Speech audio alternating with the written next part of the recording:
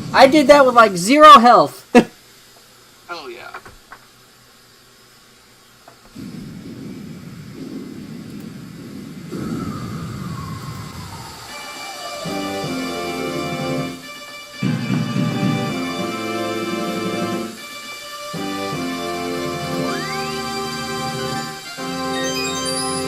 We're going to need all 10 of those extra lives for this upcoming level, because easy Venom on expert mode is the hardest level in the game.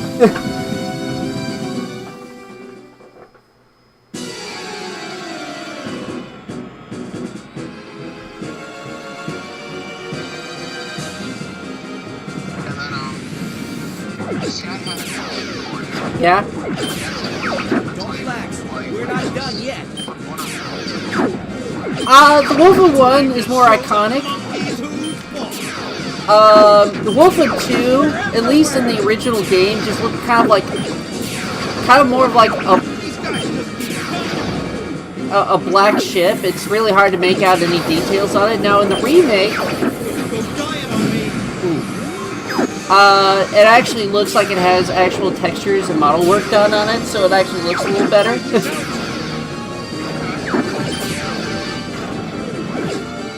But I will say, the Wolfen 2 is a beast in this game. Even on the regular, like, non-expert difficulty, it's like one of the hardest bosses in the game. I'll take the left. I've got the right.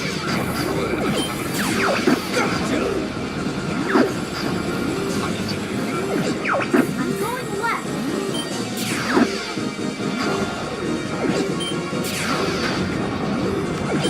As you can see, some of these planes are like kamikaze pilots.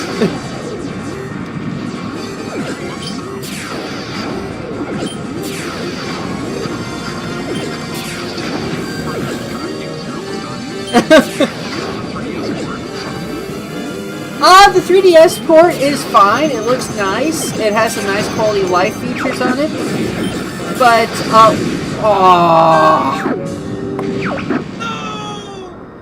But I think everything kind of looks a little bit more plasticky in that game.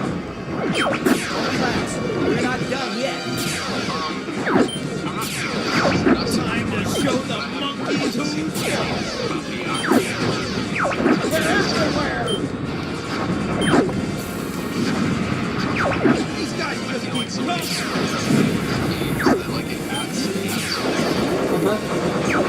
Like, dying on me.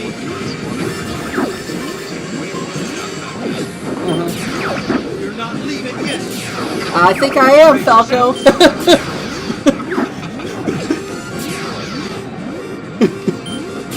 You'll be sorry, Fox.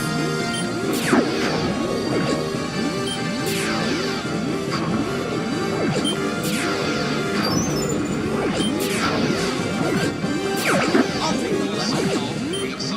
Yes. Hey, Einstein, I'm on your... Gotcha! I'm going left.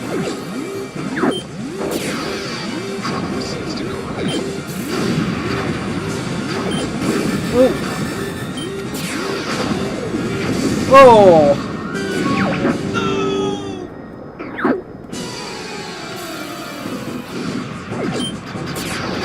Don't relax. We're not done yet. Time to show the monkeys who's boss. Oh, dang! They're everywhere. Oh, dang! Oh, no! Oh, no! Oh, man! It's like We're not done yet. the game just decided to kill Banjo. Monkeys who's boss. They're everywhere. Oh, These guys just keep coming. Go giant on me. there. Hey, Einstein, I'm on your side. Oh, Brace yourself. whew. You'll be sorry, Fox. Oh. You know, you do have to kind of do just as much dodging as you do shooting in this level.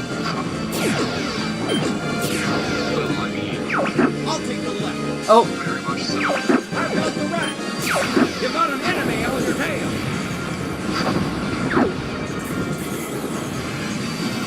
Hey, you dodged the kamikaze pilots that time. Yeah.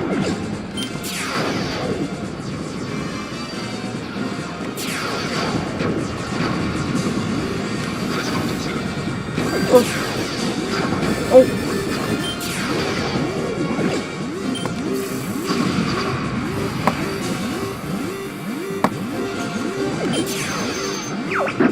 Oh, oh, dang. There was a health pickup right there. Is that what the double cross thing is? Yeah. Don't relax. We're not done yet. Time to show the monkeys who's boss. They're everywhere. Dang it. I was trying to keep my wing. These guys just keep coming. Don't go dying on me. Oh. Yeah? Are you okay? No, I'm not. Oh, dang. Star Fox is a monkey in this one, right? No. Like a floating space head. Oh, Andros? Yeah, Andros is an ape. Time to show the monkeys who's boss. Yes, he was a floating space head that was modeled off of the CEO of Nintendo in the original game. That's a jam and a half. Well, apparently, the original CEO of Nintendo at the time. I'll take the left. Anyways, I digress. Yeah. I've got the rat. But yeah, he originally Andros was modeled off of the CEO of Nintendo, and then in this game they actually made him look like an actual ape.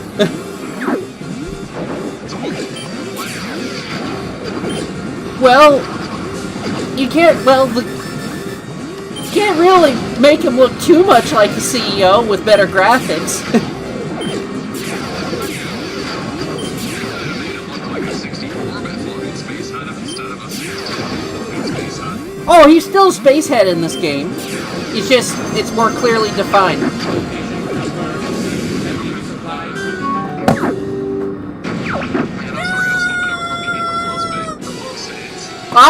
It was for a little bit. Don't relax. We're not done yet. Time to show the monkeys who's boss. They're everywhere. These guys just keep coming.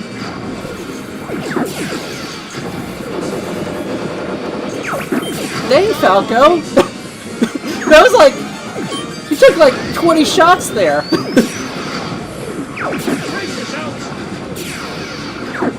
Yes.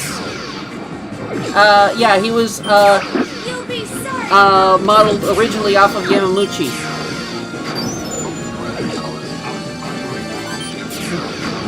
I just saw it in the corner of my eye. I'll take the left. Okay. I'm going left. Whoa!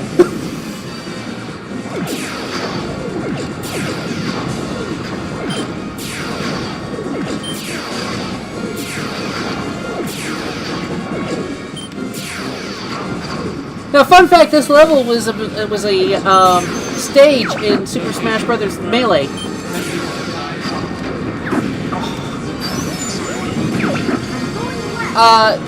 One of the Star Fox themed stages is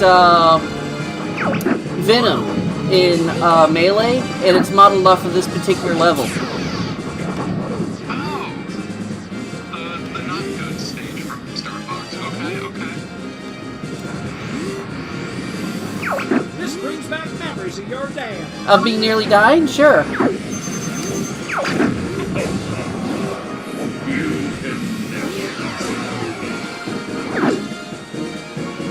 Oh, man. I need a drink. I was actually just Trying to ask my wife what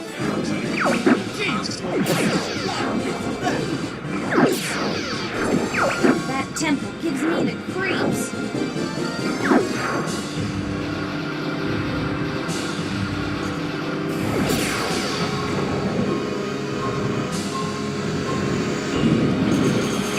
What's going on? He's running away.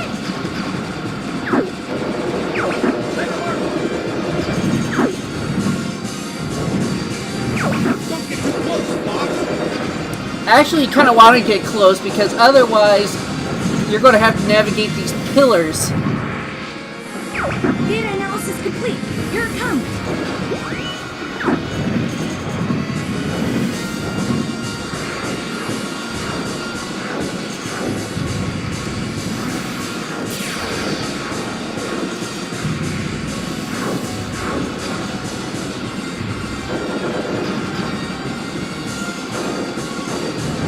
Never give up. Trust your instincts.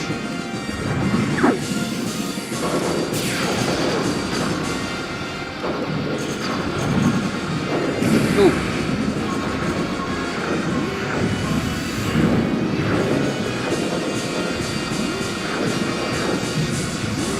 Fox, are you okay?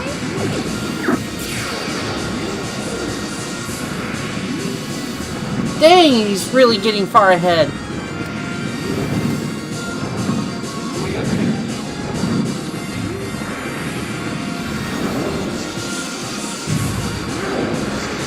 Pull together. Yeah! Got him. nice shot. Shooting a man in the back like that. That's the Star Fox way! I'll go it alone from here. Fox!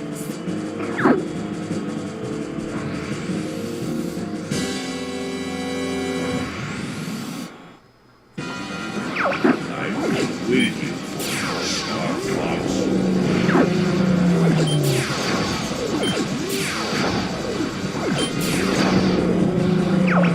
No time for holding out.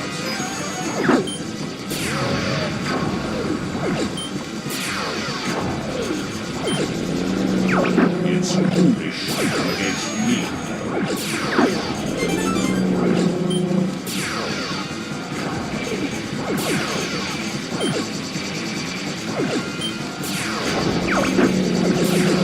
Just like your father.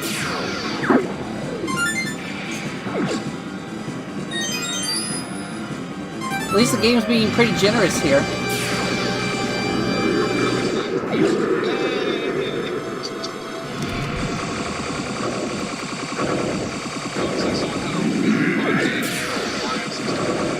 Yep.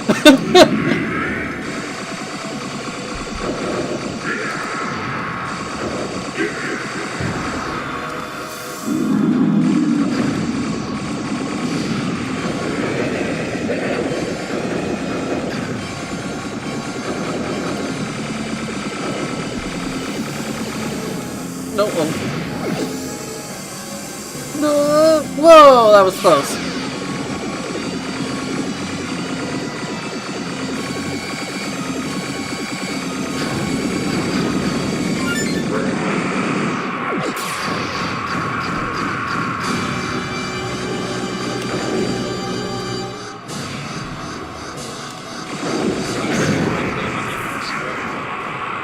What did you say?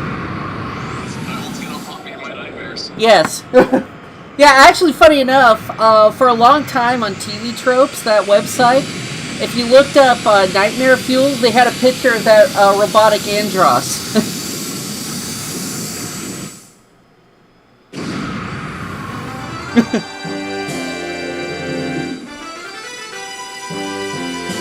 Alright, I'm going to be right back to get some water, but yeah, this is the easy ending. Are you okay? Yes! You did it! Okay, I'll admit it. You did good, Fox.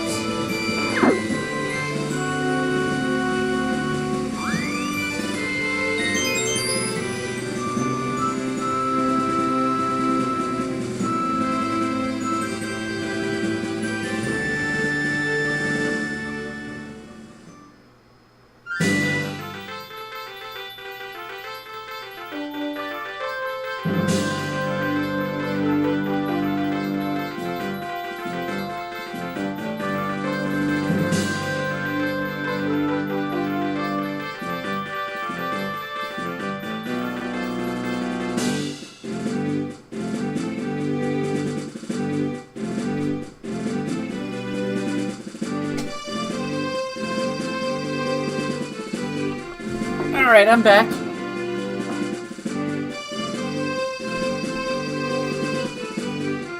So yeah, so what did you think of the easy route of the game? I think that's a loaded question since you're playing on expert.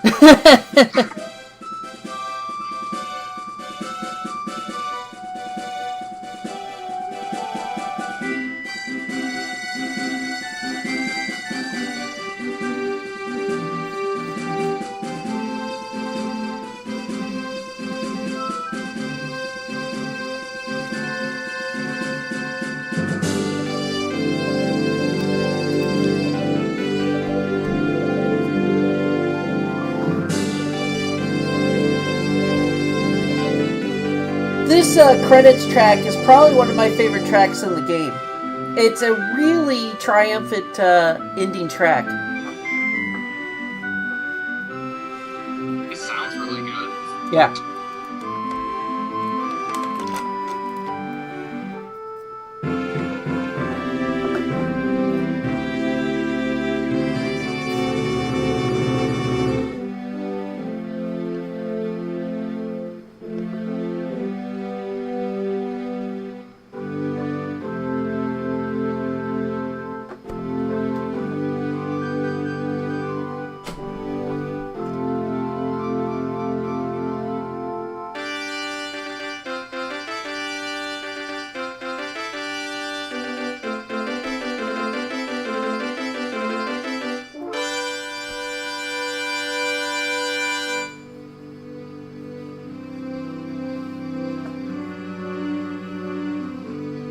Star Fox, we are in your debt. I would be honored to have you as part of the Cornerian. Oh no, sir. We prefer doing things our own way. Great Fox is ready to go. It's time for us to go now.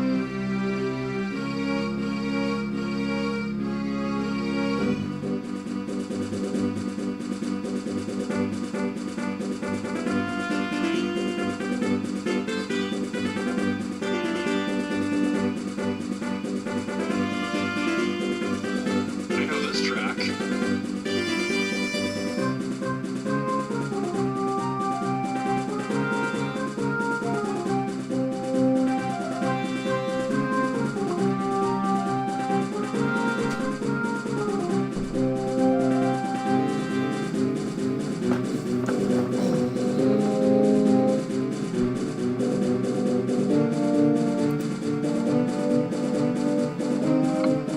You there, Sonny? Yeah, I'm here.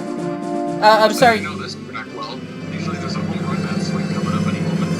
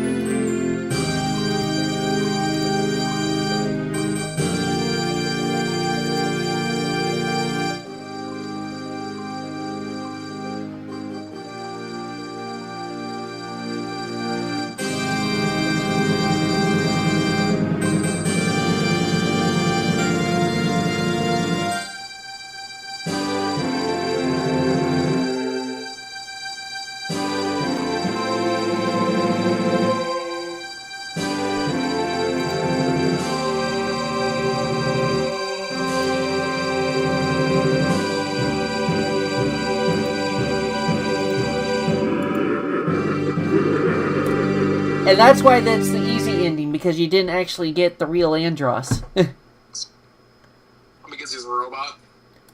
Yeah, because you just took out his robot duplicate. That's such a 90s sentence in general.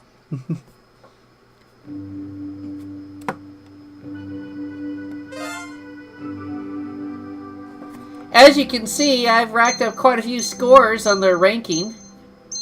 My best one so far, the recent runs I've done, I racked up 1,367 points. Nice. This is one steep bill, but it's worth it.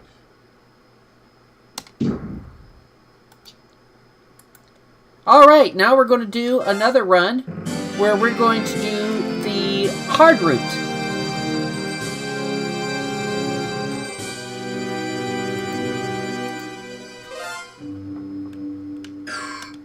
On expert. Fair enough.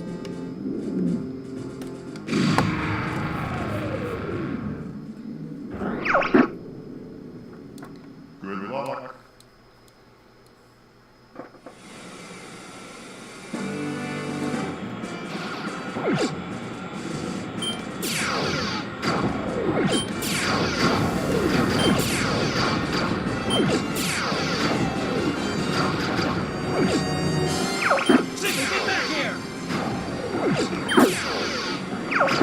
Now, one of the things that's interesting, the upcoming remake that's coming out for the Switch 2 is promising to have more story cutscenes I thought they had me.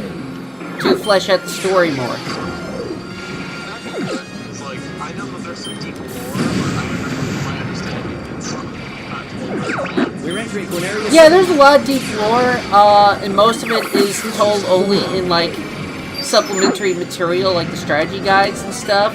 Like that whole thing about Yarrow Deepon I was telling you about. That's something that you would think should be in the games itself, but, you know, it's not. I mean, if you never read the strategy guide, you would just think that that little raccoon guy was just like some sort of engineer, not the CEO of a company.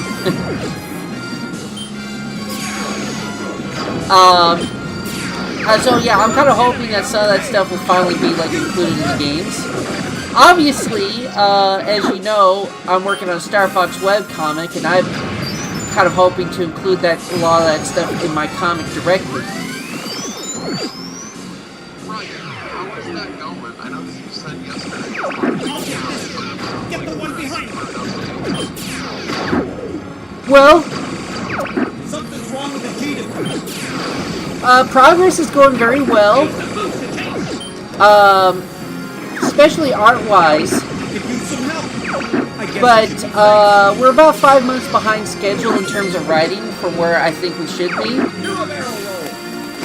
And we're getting to the point now that I really need like some sort of like some editors, like some assistant editors to help pick up some of the workload, so that way it's not all piled up on my table, because part of the reason why we're 5 months behind is partially on me, because, you know, I work, you know, I have a job, I also have a small business, I'm doing this, and then, you know, I'm also writing some of the stuff for the comic too, and so,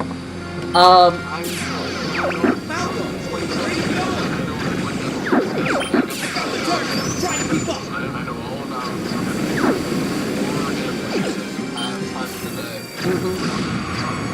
so what I really need is like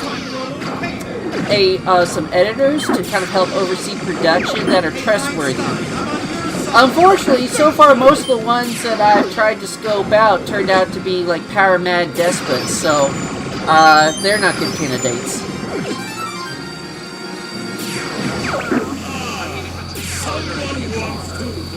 Yeah.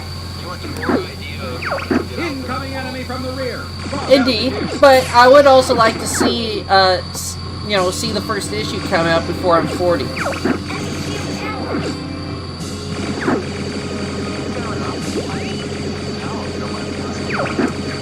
31. I'll be turning 32 this fall.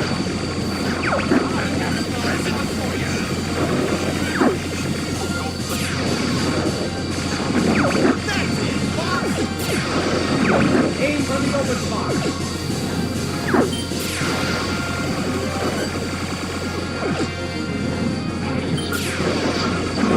Yeah. I didn't even lose a wing this time.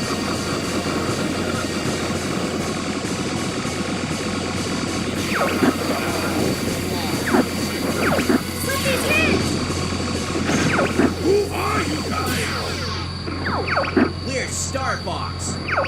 Star Fox. We're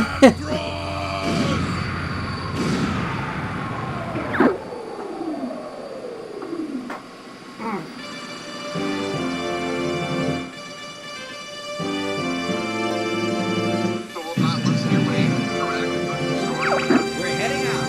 Well, it'll certainly help. You did it! Worried for a moment.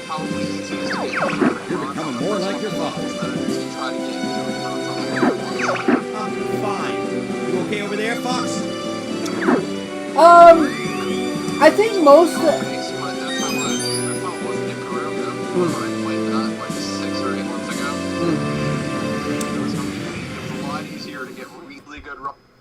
Levels with like semi-decent runs on like 5 or 6, or sorry, 4 or 5.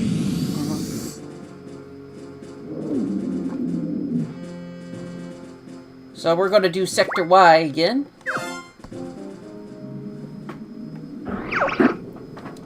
Good luck.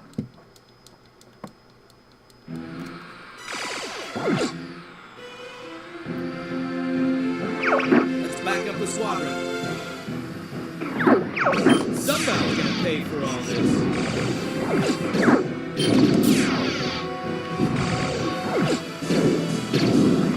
Don't let any of them through. I don't know if I'm going to be doing a medal run. I mean, if I get a medal, that'll be good. But mostly, I'm just wanting to experience all the levels on Expert for the first time. Surprise attack coming from above. I mean, maybe if this was like the original 64, They're trying to get through. where if you actually do get all the medals and stuff, you actually unlock the on-foot multiplayer. But since that's disabled in the PC version, I don't know if I'll do it or not. It's something I'll think about. Good job. Keep up the pace.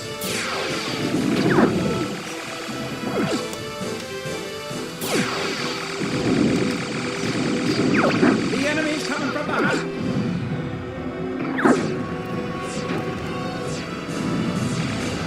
Don't you hate it when they do cheap shots like that?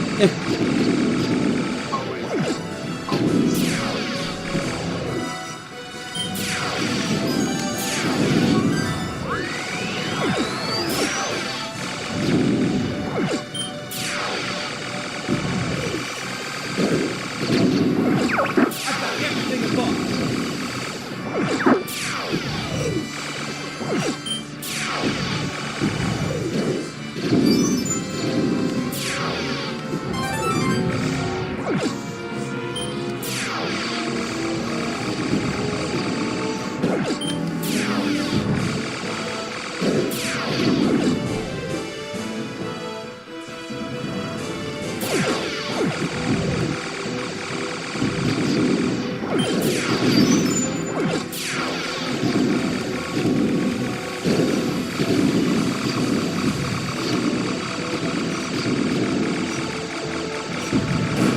Oh, dang.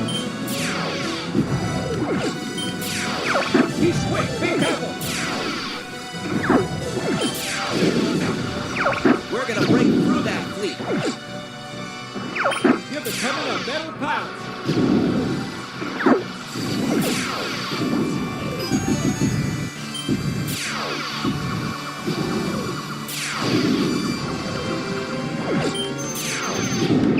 Location confirmed. Sending supplies. Oh, I missed the wing repair. Oops. Something's up ahead. Don't just Looks different. That's kind of important. All range mode. Let's extend out what remains of our wings. Enemy shield ally.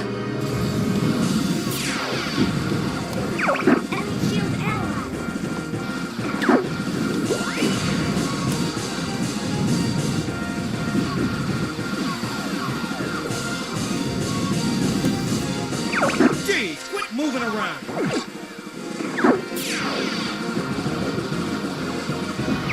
Slippy's hit. How come I'm not hitting? There.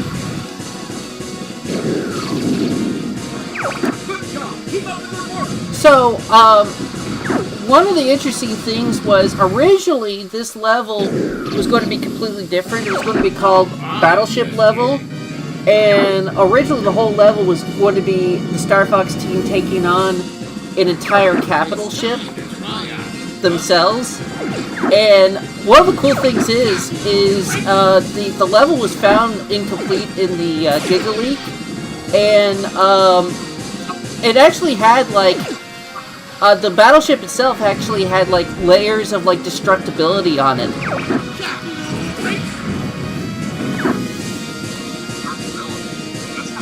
Yeah, like, you know, when you first take it on, it looks pristine and stuff, and as you do like different strikes on different parts of the battleship, sections of the ship will get like destroyed and stuff. It was like really impressive, and it's surprising that they cut it.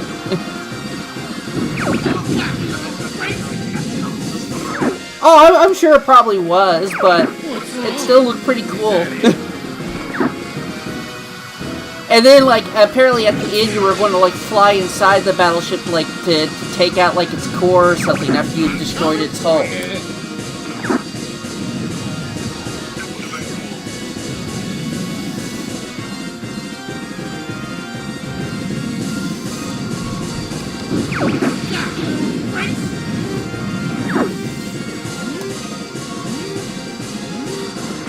Jeez, quit moving around.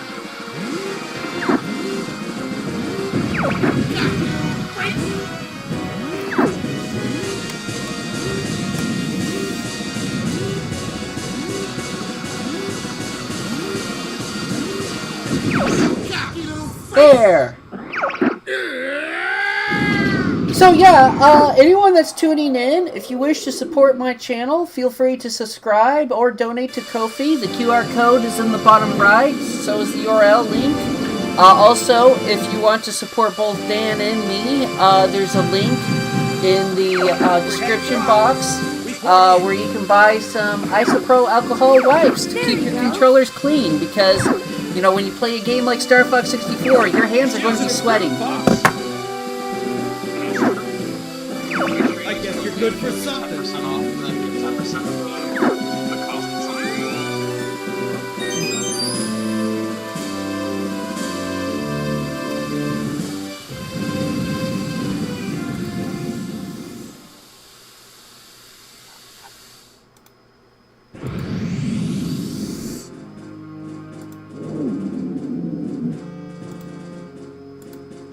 Alright, now we're going to do Aquas this time around. This is the submarine level, and for many people, this is like the least favorite level in the game. What was that, Sonny? Aquas. I want you to take out It's the enemy bio. in the Star Fox fan base. Yes, sir. Aquas is like one of the least favorite levels because, well, it's so different from every other level in the game, and it's kind of slow. Interesting. Now, funny enough, the development team, they really thought that this, that the Blue Marine was going to be like the breakout hit of the game. Like, this was going to be the standout level, and turned out it was the Landmaster instead. I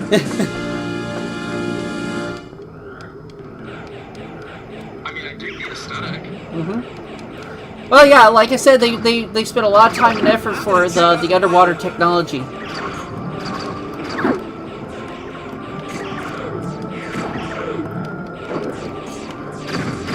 mean, I'm sucker for underwater levels in early 3D games. Yeah. The physics are alright. I think the physics feel pretty good for it. Of course, you can be the judge when you play through it yourself, but... Aha, I'm a submarine. I can't lose it when I'm here.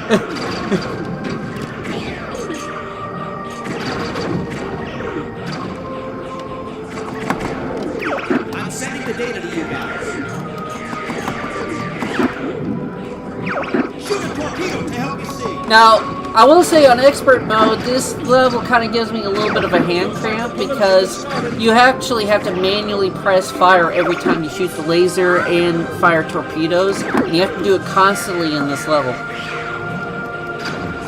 So you like the target or something? Yeah.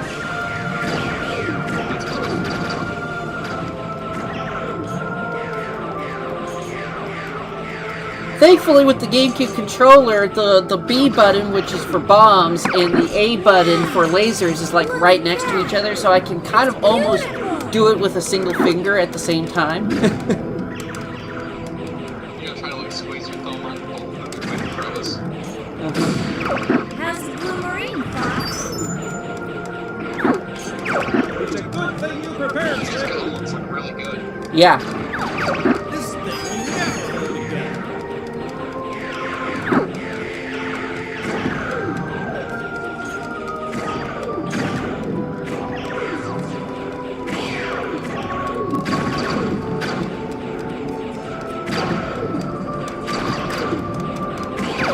Whoa! Watch out!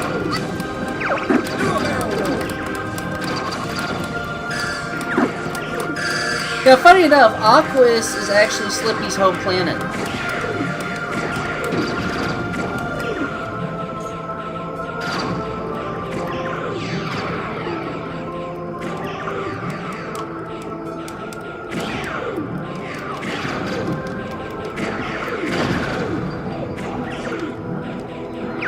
Look out behind you!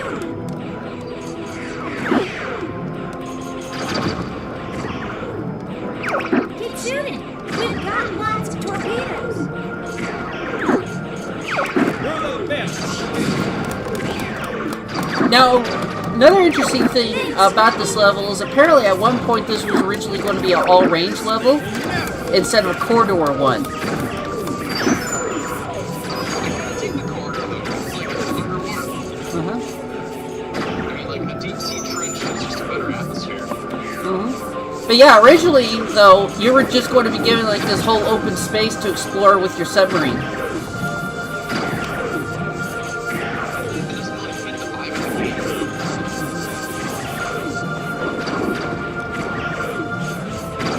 Probably not. Bad Yeah. feeling about this, Fox.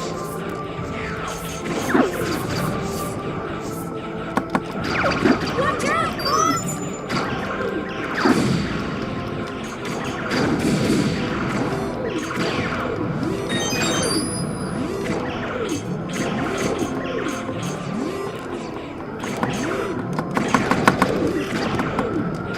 I don't know, you can hear how fast I'm hitting the fire button right now. Found the bioweapon. Ugh. Now this thing right here is like the most Zelda-looking boss in this game. You'll see why in a moment. My ears perked up, I heard Zelda. I mean, doesn't this look like a Zelda-looking boss? Dude, it literally looks like the country boss. Aim for the two columns. It's got that classic N64. Yeah. Fire a hole That's it, Fox.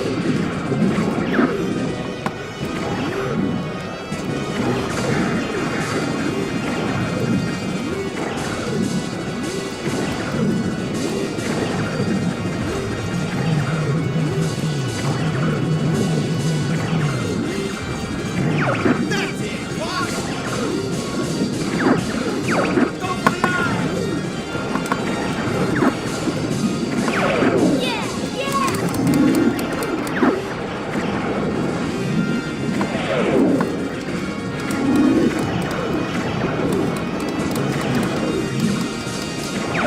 Yeah! Yeah! Yeah!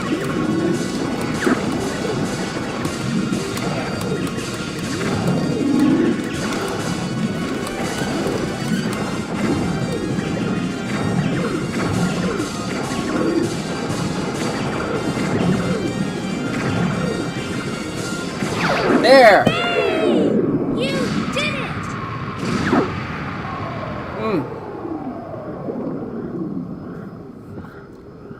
Who wants fish tonight? We're preparing to dock. That looks like shellfish, sir.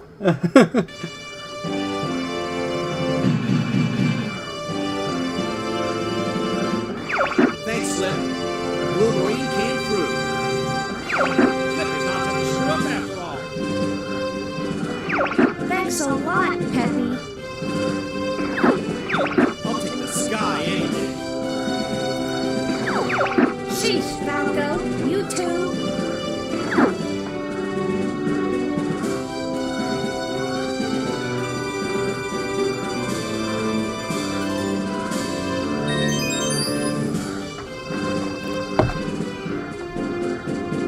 Your team members didn't get shot down.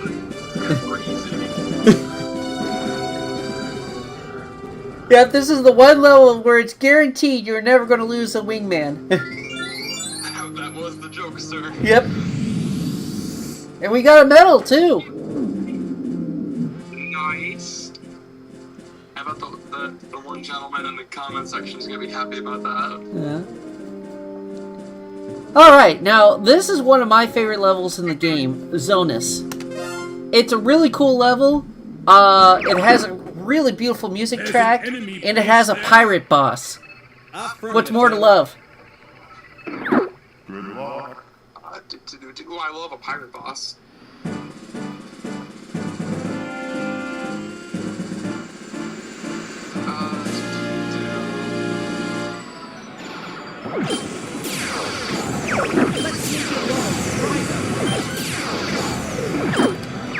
This is Zonus. I can't believe they did this. What a jump. I hear you, son. Watch out for the searchlight. Take them all out. So, to get the good ending for this level, you have to take out all the searchlights. Looks like a lot of searchlights. Oh, it is. Fox, get this guy off me. That's too close.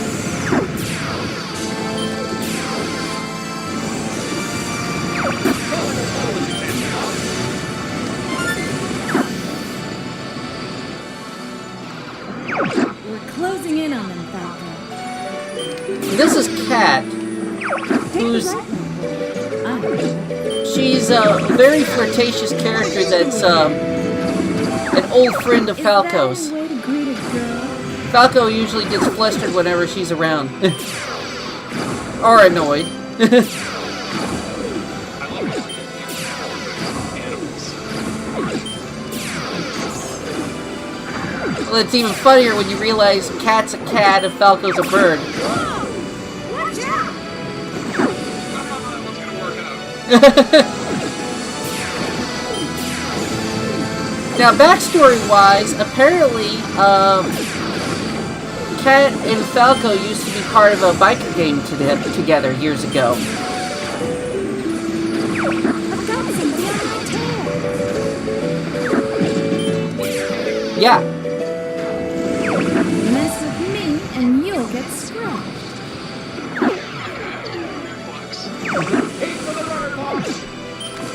But yeah, it's an interesting little tidbit about their backstory. Is like, yeah, they were both in a biker gang together when they were younger.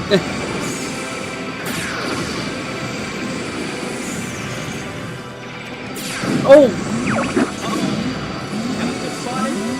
Well. Let's retry this level.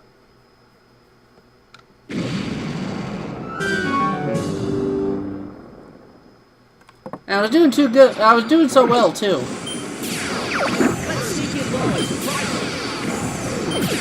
Normally I wouldn't care, but I do want to get to Sector Z, which is like the only other level that I have yet to experience an expert. I hear you. Watch out for the searchlight.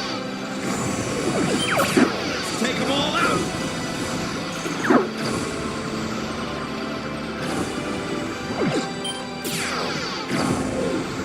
Now, backstory-wise, Zonus is actually considered to be like the vacation hotspot of the Lilac system. Obviously, before Andros took it over. Fox, get this guy off me. That's too close.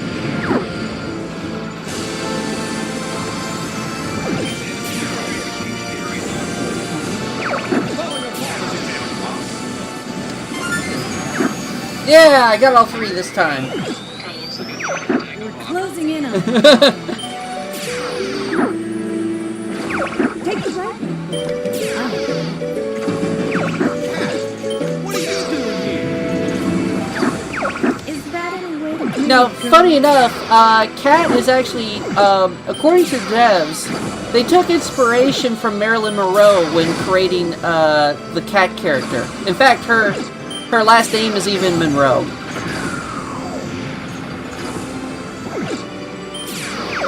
Whoa! Watch out!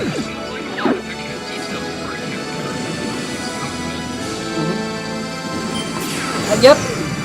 Like I said, there's like tons and tons of like deep lore in Star Fox that almost never gets used because they just kept making like lore and just never did much with it. I've got somebody on my tail.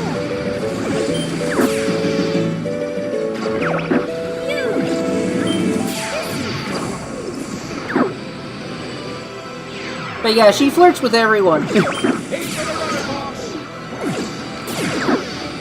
I use character archetypes.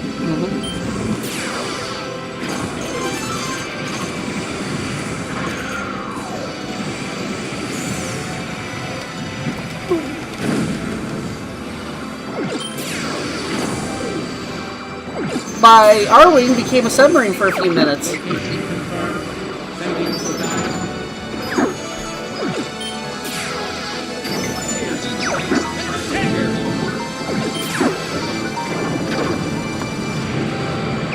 You got an enemy on your tail. Oh.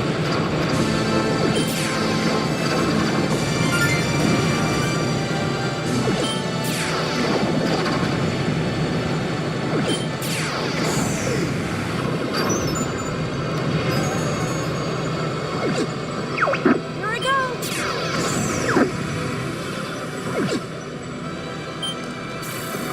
Enemy fighter spotted. Take him down. Make way for Cat.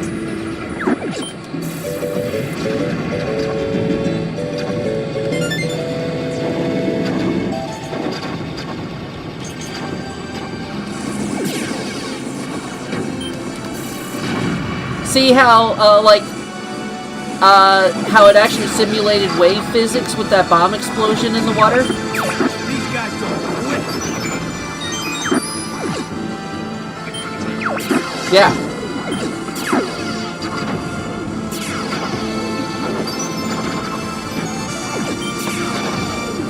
Looks like we've got company.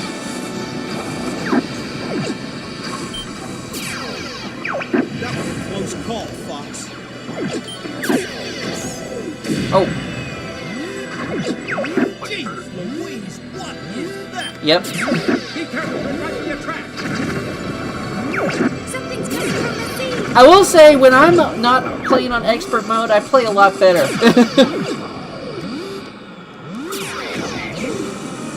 Respectful little bloke. Ah, there's the pirate boss.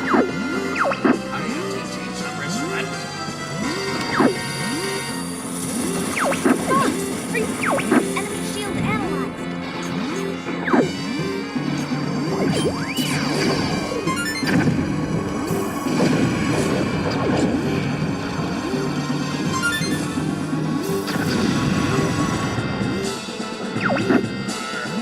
Drop the crane now.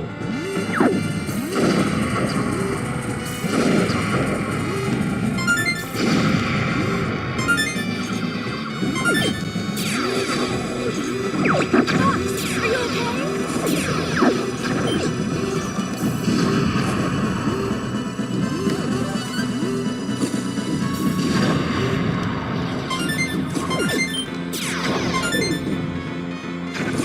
There. Quick, destroy the crane. Shoot.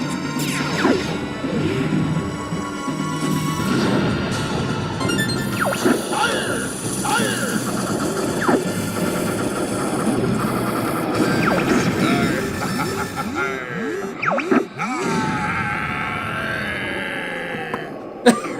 Arg! Ah, I love that boss. I like the patterns. All aircraft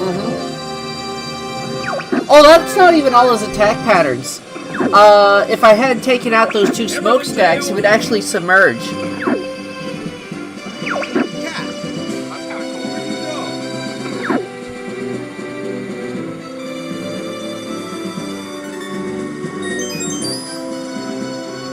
Now, before we do Sector Z, I'm going to stretch my legs again, because Sector Z is one of the other hardest levels of the game. Fair enough. Fair enough.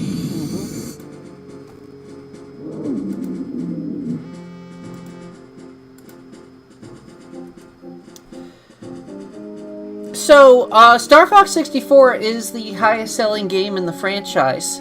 I don't remember the figures right now, but it was, of all the games in the series, it's the top selling. I mean, that kind of makes sense. That was back when rail shooters were in their heyday. Yeah. I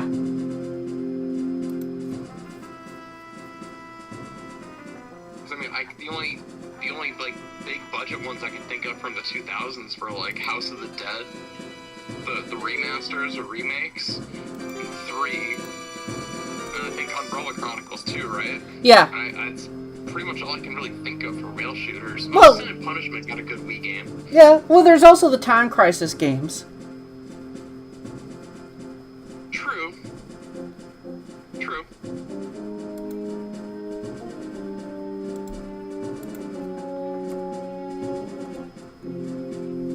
Those were light gun games with the button, right? Yeah.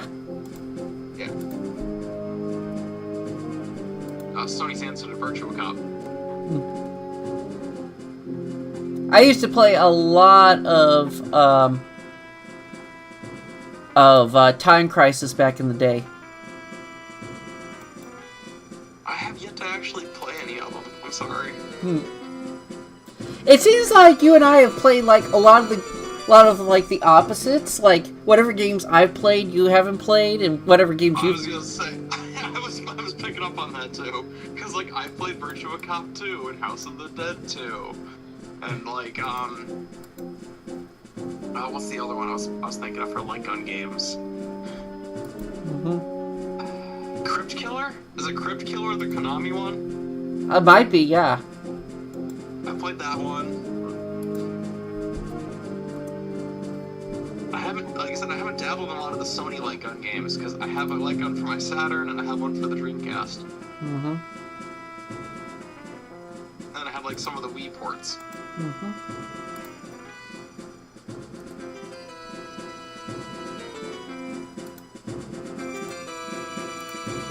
I have no idea if it holds up, but I sunk a lot of time into Carnival at my local movie theater as a kid. When I was a kid, the clown on Carnival creeped me out too much. I never wanted to play it. You know, that floating clown head from the intro cinematic? Yeah.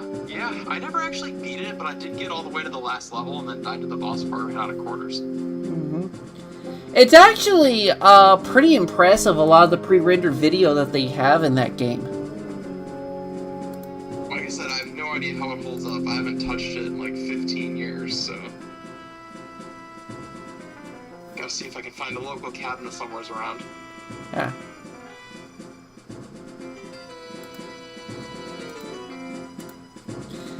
But yeah.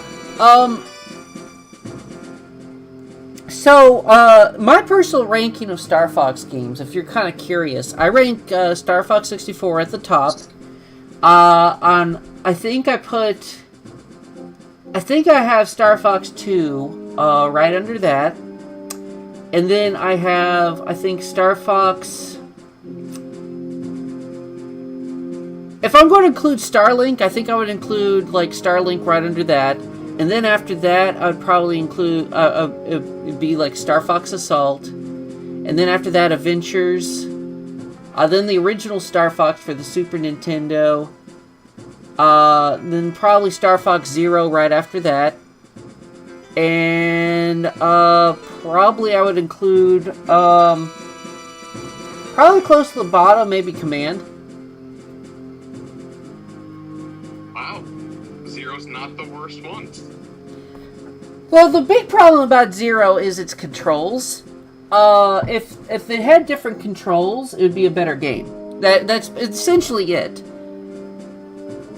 Because with Zero, the way they did the controls, you can either fly but can't aim, or you can aim but can't fly. Yeah, I own it. I keep telling myself I should play it as a Wii U owner. I haven't brought myself to do that yet. It just doesn't sound like a fun time. I mean, from what I've heard from... Playing about the control scheme. Yeah, from what I've heard, you can master the controls. Oh, Night Omegas! But, for what I've heard about the controls, you can eventually master them. It's just, I don't want to take the time to do that. And there is actually a way through emulation where you can reconfigure the controls to use something that's a little bit more of a traditional controller method. Genero 6 did a whole playthrough of Star Fox Zero with that kind of setup, and it worked very well. But I wouldn't know how to set it up myself. I haven't really dabbled into any Wii U emulation. Nor have I. I mean, I have my original console, and it may or may not be soft modded, but I mean, I've heard people defend it. They're like, "Oh, the game gets so good after your third or fourth playthrough," and I'm like, "Man, you gotta suffer through 3 to 4 playthroughs of terrible controls. I don't think the controls are good. I think you just learn how to deal with them." Did you ever play Star Fox Guard? Negatory Red Rider.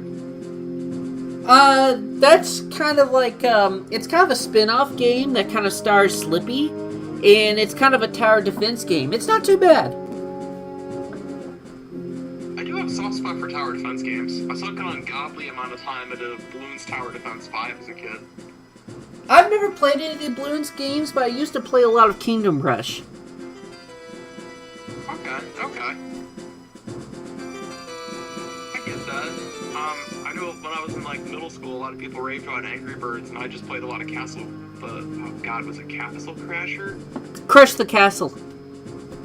Yep. That's the one. So I get the parody for one thing. I get it. Yeah. Funny enough, Crush the Castle actually got an official release on Steam recently. Yeah, it's like the Crush the Castle collection. It has all the Crush the Castle games, and including some new additional content as well. Oh, that's so good to hear. I was worried that would be one of the games lost forever to Adobe going away. Yeah.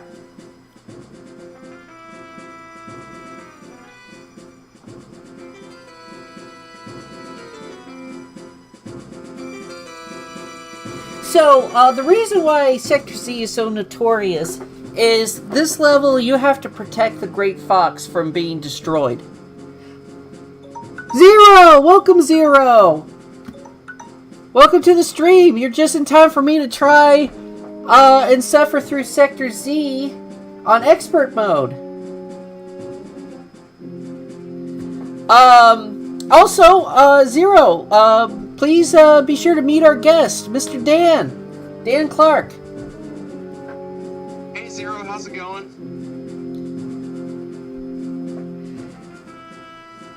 Yeah, Dan, he's the founder of Controller Wipes, which is an Isopro wipe that you can use to clean your controllers, and I imagine other things too.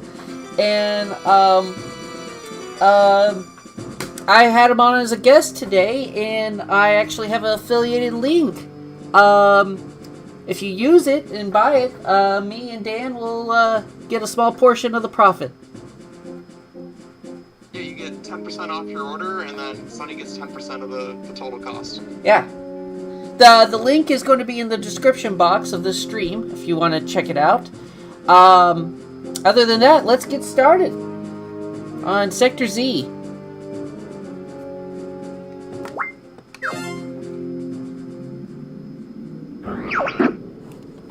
The enemy army is gunning for you. Be careful. Don't worry, sir. Good luck.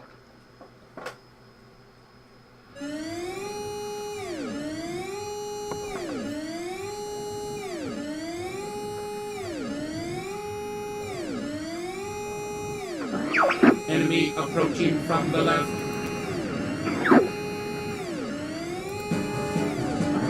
We'll gladly take this one.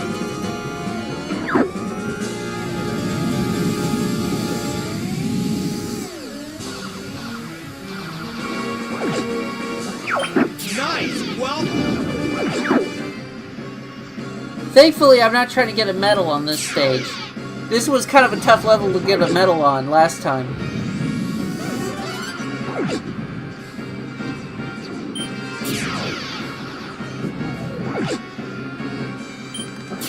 take care of the guy behind me, Fox!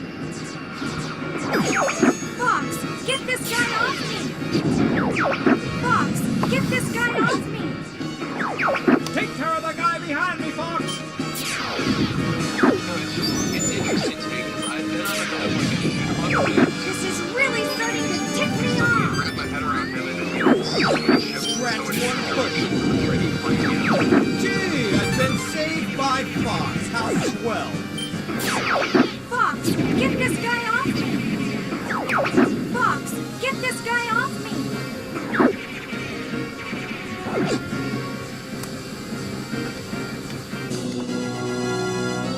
This is the only boss in the game that actually still has an in-game introductory cutscene.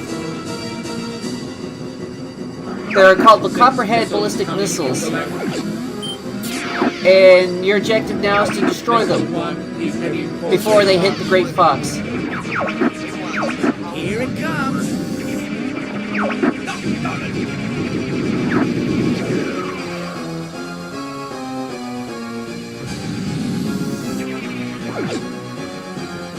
When I was a little kid, when I first experienced the level the first time, it was too intense for little old me, so I actually panicked and hit the power button on the 64. Take care of the guy.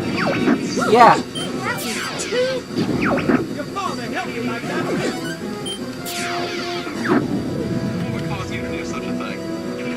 Well, it was a little too intense for me. You know, because these missiles are pretty fast. Missiles 2 and 3 approaching. And I never experienced this type of level before, so... Of course, keep in mind, I was like 6 years old at the time.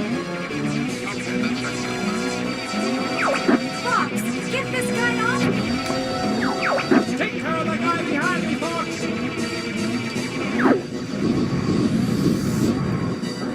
Missile approaching. Distance 50. Shoot! He's right behind you. I do think you're right on the complete opposite. Heading for the missile I was net. thinking about that when we were on the other podcast. Missile approaching. Distance Distance 20. Distance 10. Unable to evade. Boy, that was close. Are you gonna hug all the fun? Cat, can't you go bother someone else? Let me help you out. Oh no! Yeah, she's pretty much Rouge the Bat of the Star Fox universe. Make way for Yeah. Funny enough, her ship is called the Cat's Paw. I'm not even surprised, man.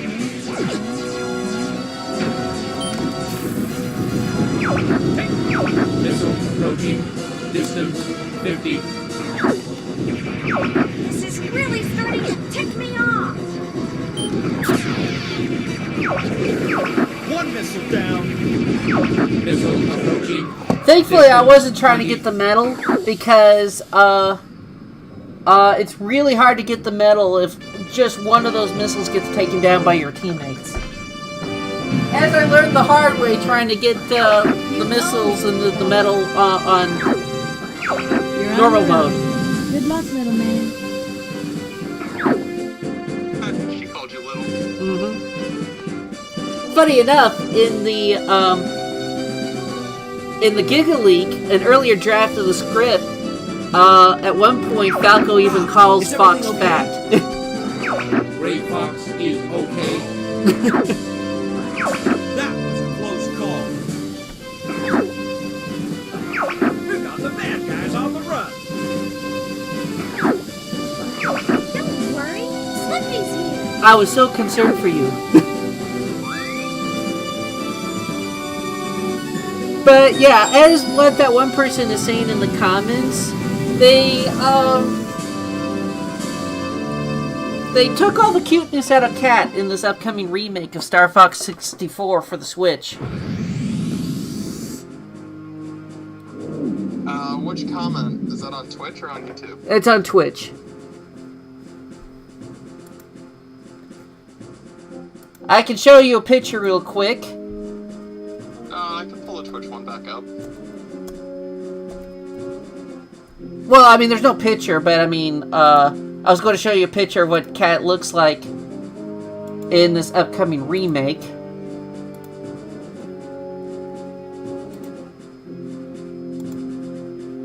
There, I sent you a DM of it.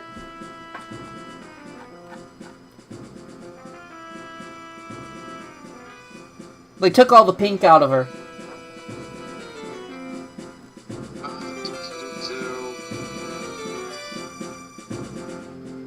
Oh God, what the hell? I know. Poor guy. Poor Cat got hit with the ugly stick. What?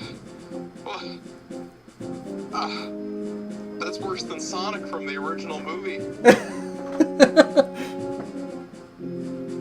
Oh, Nintendo's got to have some backlash from that one. Oh well, yeah. There's people in the Star Fox fandom. People have been divided into two camps. They either love the new Cat design or they hate the new Cat design. Who's gonna love the new Cat design? You'd be surprised how many artists have been drawing fan art of the new Cat and be like, "Oh, I totally love the new design. She's finally got that tough girl look and fits her biker backstory." But I don't know. I like her when she's cuter. I mean, could you really imagine this version of Cat flirting with Fox and Falco? Again, anamorphic animals flirting is already a little weird, but like, man, that's an oof. that character design is an oof. The teeth, man, the teeth. Yeah, she kind of looks like she's on drugs, you know? I was trying not to say it with, like, hinting towards it, but it looks like Cat found methane. Yeah, she kind of got the meth teeth going there. Just a little bit. Just, you couple that with the fact the only pink she has are the bags under her eyes, just a little bit. I would really like to know, the meeting, that they had at Nintendo where they decided to redesign her, because, well, I mean, I would love to know what Zero said. Zero said oof, and I missed the context for what he's saying oof to. I mean, you know, this is how she looked in her very last appearance in, like, Star Fox Zero. And, she looks fine here. I sent you a picture. Yeah, that looks fine. Yeah. And she got, like, a little biker jacket there, but she has, like, a little earring, and she has, like, a white scarf. I mean, it fits. She's, both, cute but tough, and still has that femme fatale kind of going. Yeah, she definitely has more femme fatale going in that one. The first one you sent, the remake, that looks like methane. Yeah. Have you ever seen Breaking Bad? The entire show, loved it to pieces. Okay, When I first saw this, I told someone on my comic team that the new cat makes me think of Wendy from like the first couple of seasons of Breaking Bad. Yeah. Yeah. I hate how accurate that is.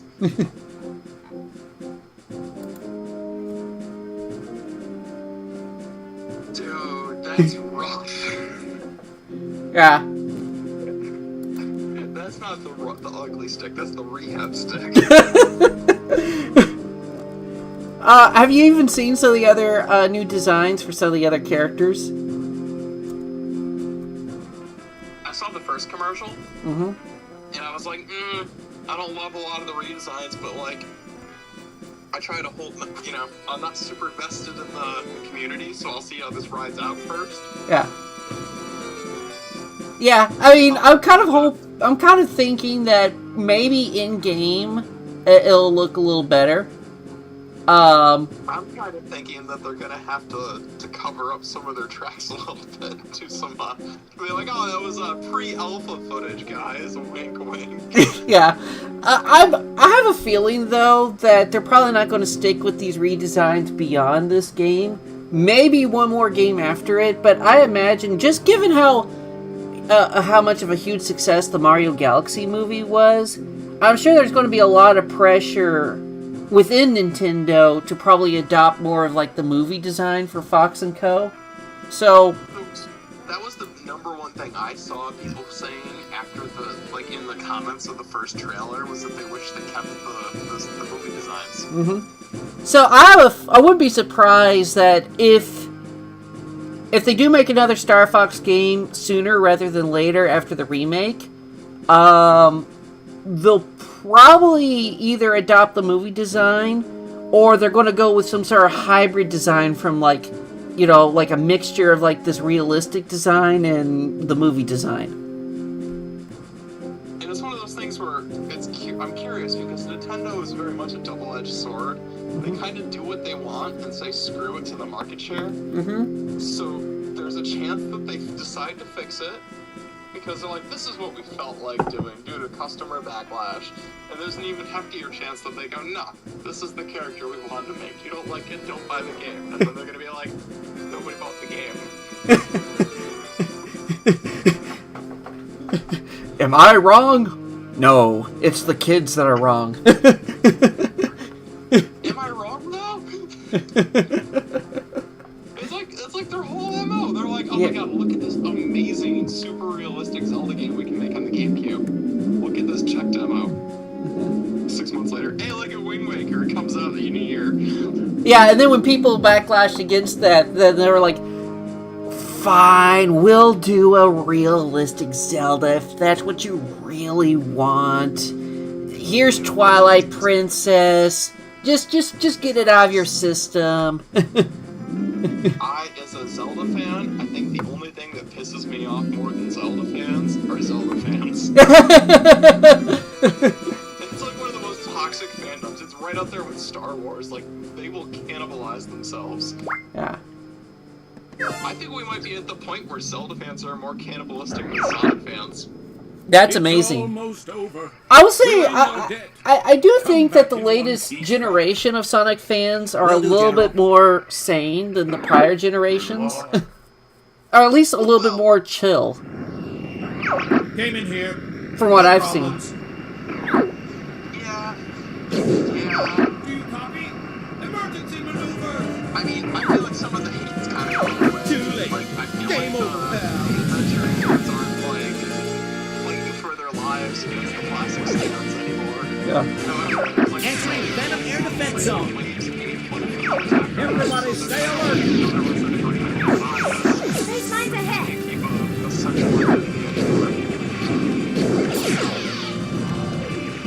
It's, it's like, people in the Paper Mario fandom. It's like, yeah, they could make another great RPG, but they don't want to. So, it's kind of resignation, Let's clean up this mess.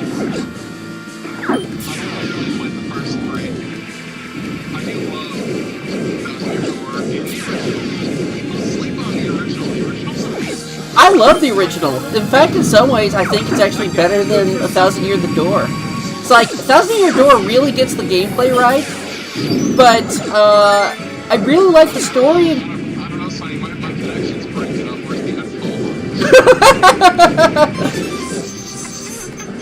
Great Fox will cover you.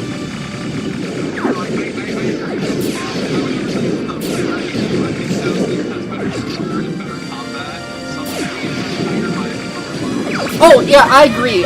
What I was going to say was, I think 1,000 Year Door really nails like the gameplay and combat system, but I really like the story, world, and characters of the original. Did we get him? Not yet, sir. They're off. I'm getting careless.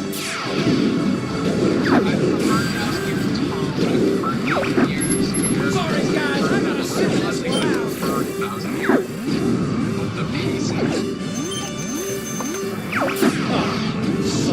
It's certainly a lot slower of a game, if I remember. 1,000 Year Door.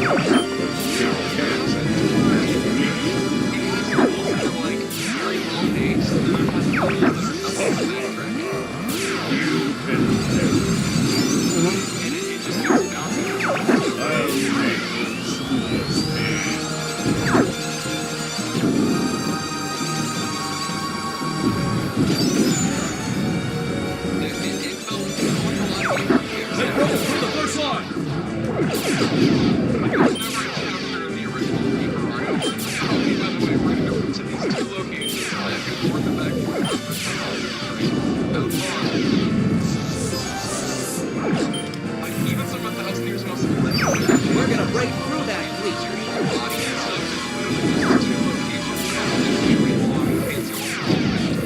Yeah. Yeah. That's the second line.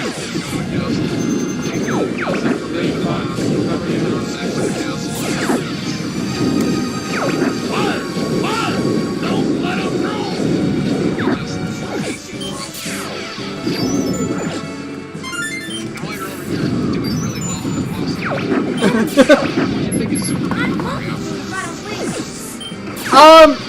I think I would have liked it a lot more if it was an actual RPG and not some sort of weird maze-like platformer. I think it's fascinating just how much of Super Paper Mario's story got copied over for like Undertale and Deltarune. Like so much of like those two legendary RPGs borrowed so many of their plot elements from like Super Paper Mario. We were so close to them. Which is really sad since I played But yeah, I never beat Super Paper Mario. I played a little bit of it and I was like, oh, it doesn't play like the first two, and then I never got back to it. See, for me, I never really got into the Wii that much when it was new. I mean, I just had a hard time like wrapping my head around the controller, and then a lot of the games I played for that console, a lot of them were like, mini game collections. You know, I was like I was really looking forward to Rayman 4, or as it later was known as Rayman Raving Rabbids, and I was like really hyped for it because I was like, oh, this is going to be an epic platformer. And then I played it and I was like, this is just like bloody Wii Play all over again.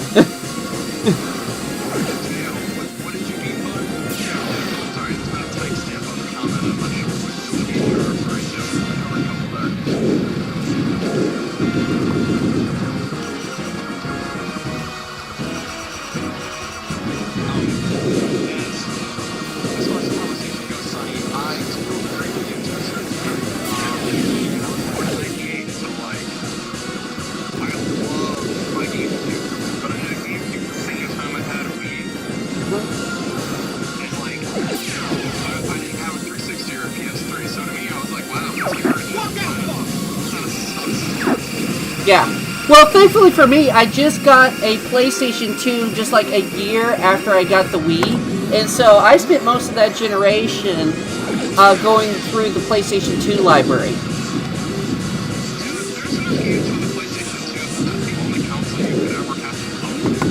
Yeah. Not leaving yet.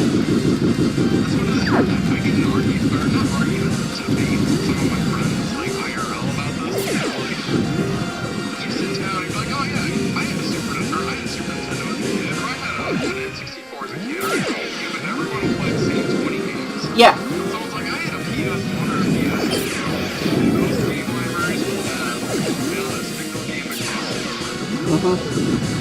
Yeah. In fact, Scott the Waz was actually like talking about that the other day in one of his videos. It was like, you know, if you get Nintendo fans in a room, they'll all have like pretty similar shared experiences. But if you get like a bunch of Sony fans in the room, you're going to be lucky if they have like one game shared across their library. It's true though. I think you're right. I think I saw that video, but it's true though. Uh-huh.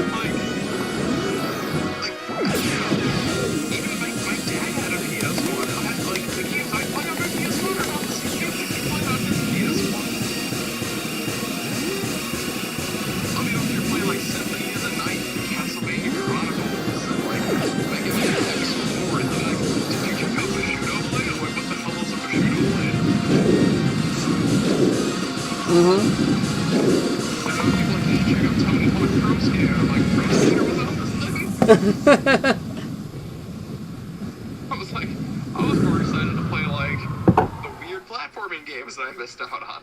Yeah. So I kind of skipped most of the Wii generation. I had a Wii. I did play a few games on it, but I was never like a fan of the Wii. And so I mostly just used it to play like GameCube games on it. Ooh, the next level is going to be really, really tough because we're down both Slippy and Peppy. Hold on. We're entering Venom airspace. That's not good. Yeah, that is not good. This is going to be bad because this is where the Wolfen 2s show up. Say your prayers, And Dross. It's gonna be Superstar bad.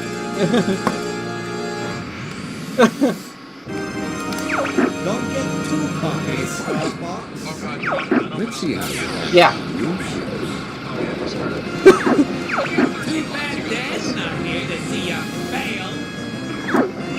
We'll make sure you never reach Andros. We'll just see about that, Star Wolf. You guys don't give up.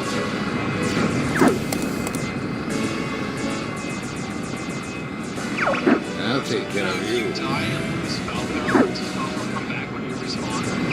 You're not Yeah, but you still won't have Pippi or Sleppy. Hey, I said 5 Fox. How swell. I figured that part out. No.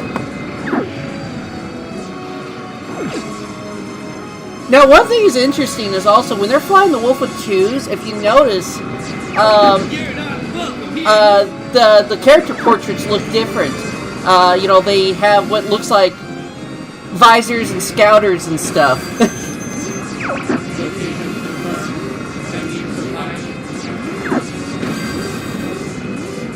I'm going to die. Welcome here. You're not welcome here. I know that. Right in front of the health pickup. Don't get too cocky, Starfox. Let's see how you handle our new ships. Too bad Dad's not here to see ya fail. We'll make sure you never reach Andros. We'll just see about that, Star Wolf. You guys don't give up. And beat me. You're not welcome here. So it just like, oh, okay, you swing the remote now. A lot of the games never felt like had as much substance as like it used to. Exactly. That was probably my biggest issue. Is like so many of it's like not only did they not have as much content or play as well, but I thought that the graphics looked worse too. The graphics looked worse, but they didn't feel like a I don't know. There's some games that just... Don't get too cocky, Star Fox. Let's see how Too bad Dad's not here to see you fail. Welcome, Bags! Welcome to my stream! Right now I'm being massacred by Starwolf because I came here with no backup. Because I'm smart.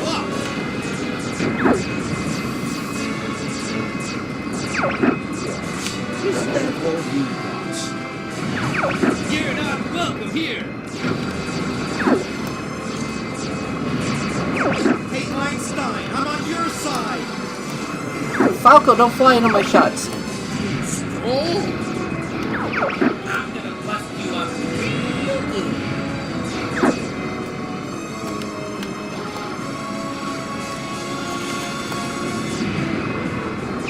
You're not welcome here.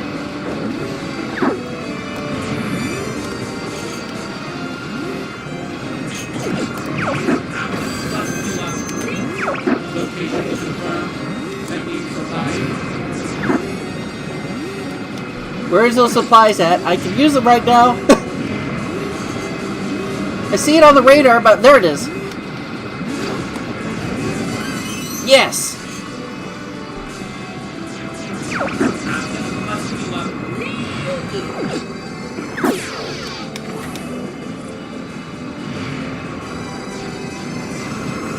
Oh!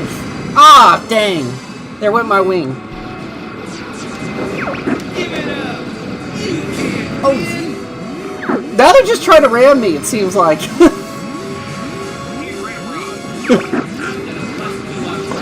Ah, good! I got him. Where'd he go? Where's his health? Oh. Oh, what? There it is. There it is.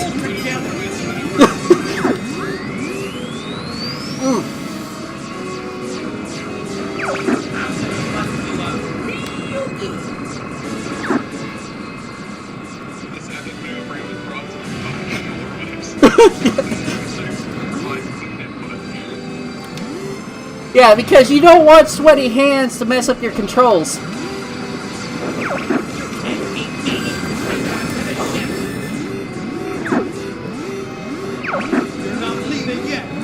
I think I am, Falco. Oh, I ran into the hill. Oh, it's a bunker. Because you busted it. Don't get too cocky, Star Fox. let's see how we have fun. Too bad Dad's not here to see you fail. We'll make sure you never reach Andros. We'll just see about that, Star Wolf. You guys don't give up. Ah, Hey, Einstein, I'm on your side. now's not the time.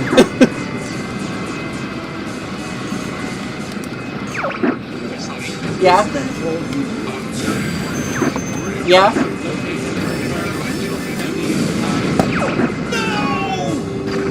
What do you mean by jumping? It was a Dark Souls joke. Oh, okay.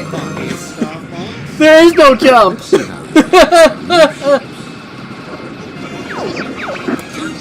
Yeah, that's it. Yeah. We'll make sure you never Exactly. reach Andros. We'll just see about that, Star Wolf. You guys don't give up.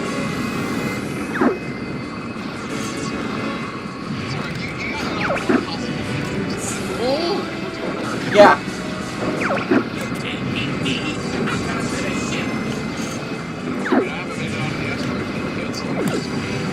Yes. Well, I've had a whole lifetime of playing this game, so...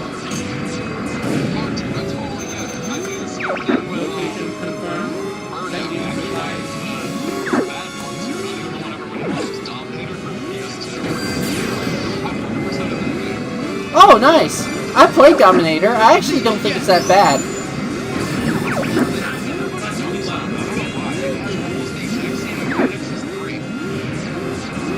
I just think it's because Burnout Revenge was just that good. Ugh.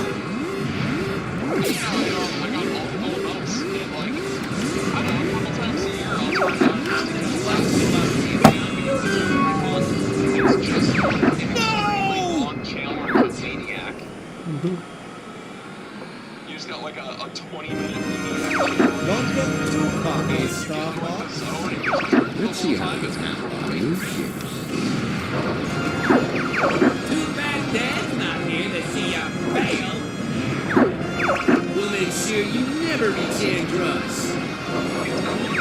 We'll just see about that, Star Wolf. You know, You guys don't give up.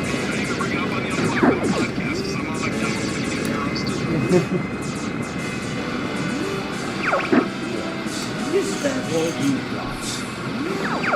I see you've got new ships. No, the party. Location confirmed. Sending supplies. Is that all you got? oh, what I really need is a health pickup. What I really need is a parachute. Hey, an extra life is a health pickup. Don't get too cocky, Star Fox. Let's see how you So you still handle have the new escape ships. pool after this, right? We still have Andros after this. Dad's not here to see ya fail. Honestly. We'll make sure you never reach Andros. We'll just see about that, Star Wolf. You guys don't give up. Give it up! You can't win! I'll take care of you. As long as they don't gang up behind me and start using their twin lasers, I might have a chance. Gee, I've been saved by Fox. How swell.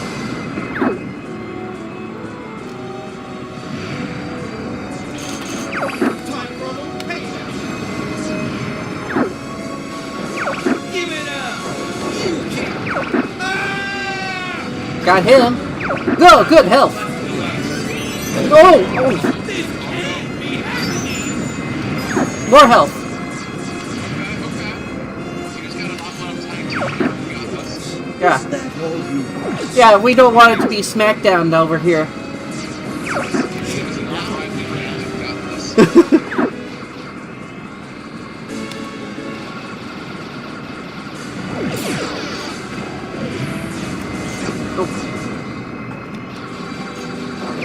Not yet. The party's just begun. Location confirmed. Sending supplies. Didn't even get a single shot on that pass. Time for a little payback. I don't need a well, okay, fine.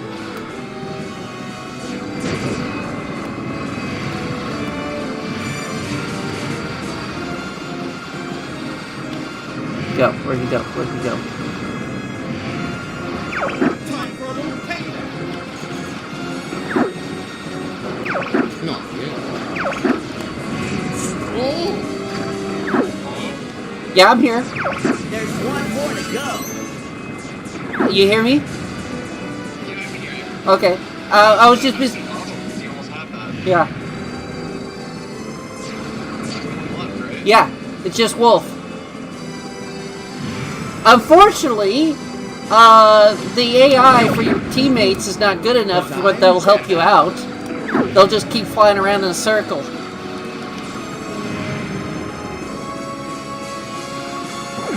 Ah. Oh, there he... Well, oh.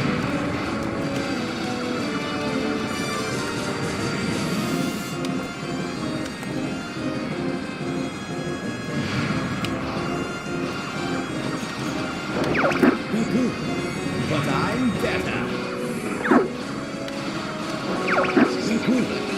Yeah.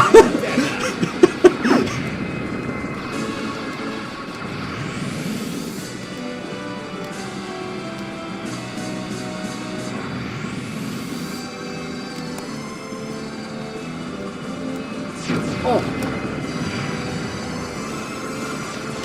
Ah!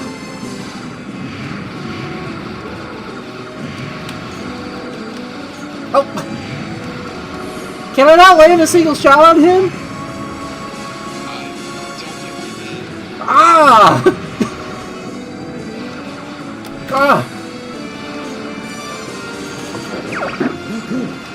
But I'm better. He almost there! No way! I don't believe it! Yes! I'll go it alone from here. Just when it was necessary. Fox! Ah! Whoa!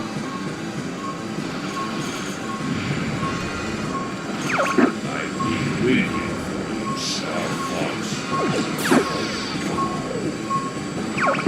Know that I control the galaxy. It's foolish to come against me. Now,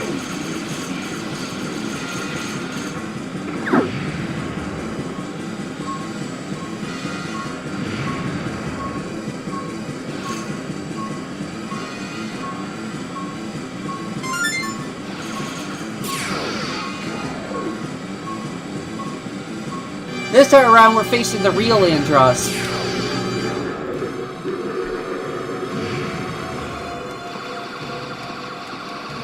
He's still creepy as hell.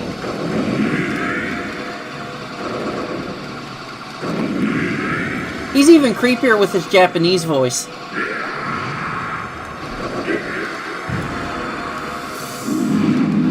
but is that just because the uncanny effects?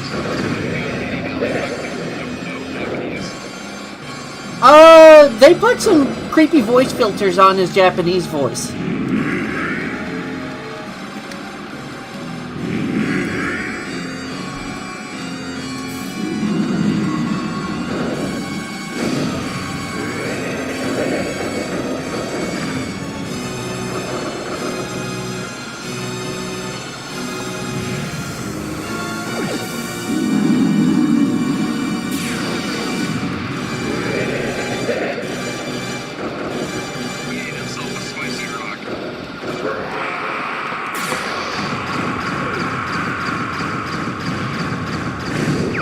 only I have the brains to rule my map. So, Andross, you show your true form.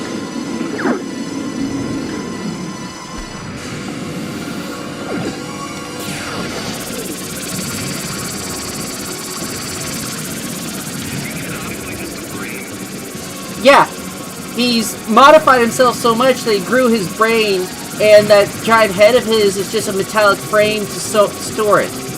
Yeah, his real body's long gone.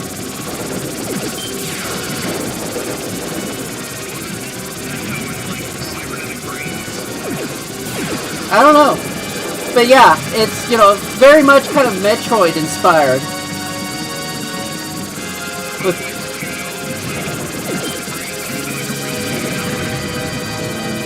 what do you mean?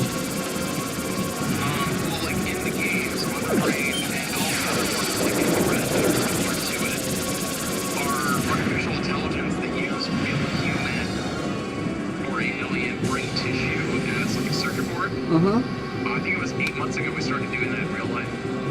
That doesn't surprise me. I forget the term for it, but they're like 10 times more efficient than circuit boards. Oh! Don't you hate it when a brain rams you?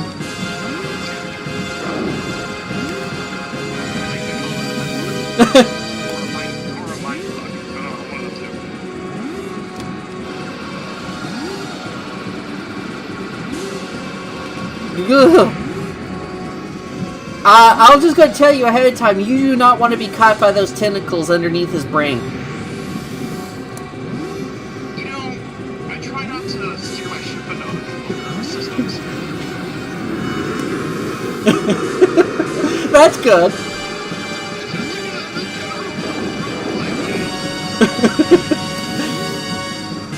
But yeah, it's pretty close to an instant kill. Yeah, I mean, there's a lot of electricity down there.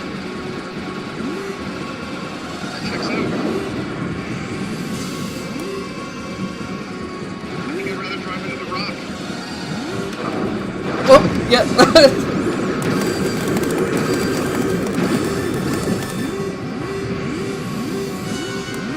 He's not done. He's just got the inside your vehicle smoke straight.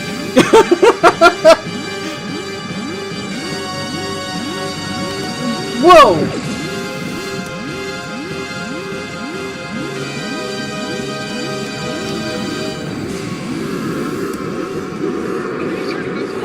No, he teleported. There! If I go down, I'm taking you with me.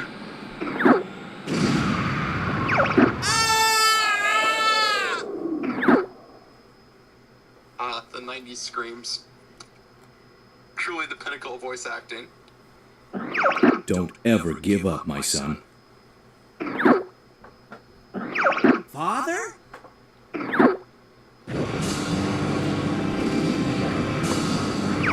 Follow me, Fox.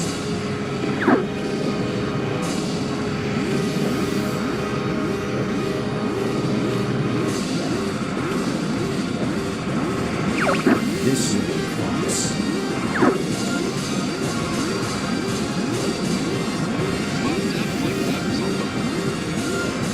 Yes, but they leave it ambiguous if he's actually really dead or not.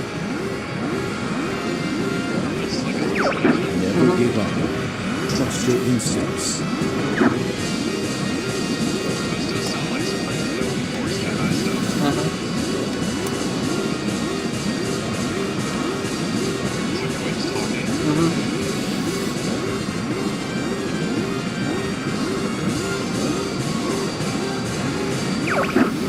Become so strong, Fox.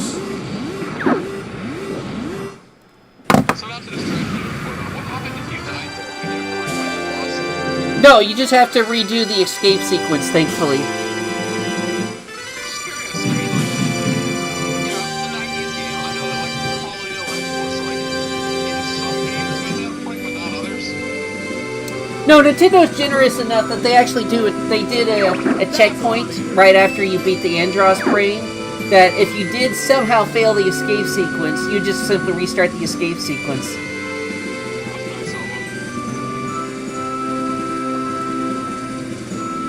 Yeah, despite its age, this game is very polished. Well, I mean, like, I know NES games that are very polished. I've said for years, I don't think the games, quote-unquote, don't play well anymore. I think it's a difference in modern expectations versus what the expectations were back then. If that makes any sense. Yeah, it does. But I'm just simply saying is that, you know, a lot of, you know, things have been, you know, they did enough stuff to basically kind of keep things fair in this game, is what I mean. Oh, no, I agree. Like, a very odd example, but like Castlevania is actually very, very hard but fair. Like, you will never get kicked back to the beginning of the original Castlevania games. Like, you game over, you start at the beginning of that level. You're never booted back to the beginning of the game. So despite the fact, and like, if you die at a boss, you just start right outside the boss door. So despite the fact that those games are stupid hard, they are still fair, you know?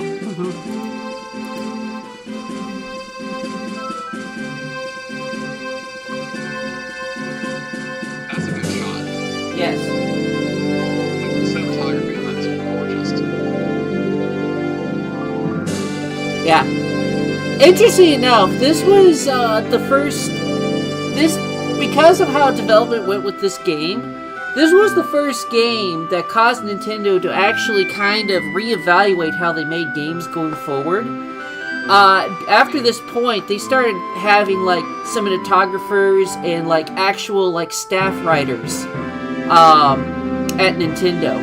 Before this point, you know, it was just like, you know, whoever on the dev team was given the role of, you know, writing stuff, or, you know, just, or like whatever shots was like, you know,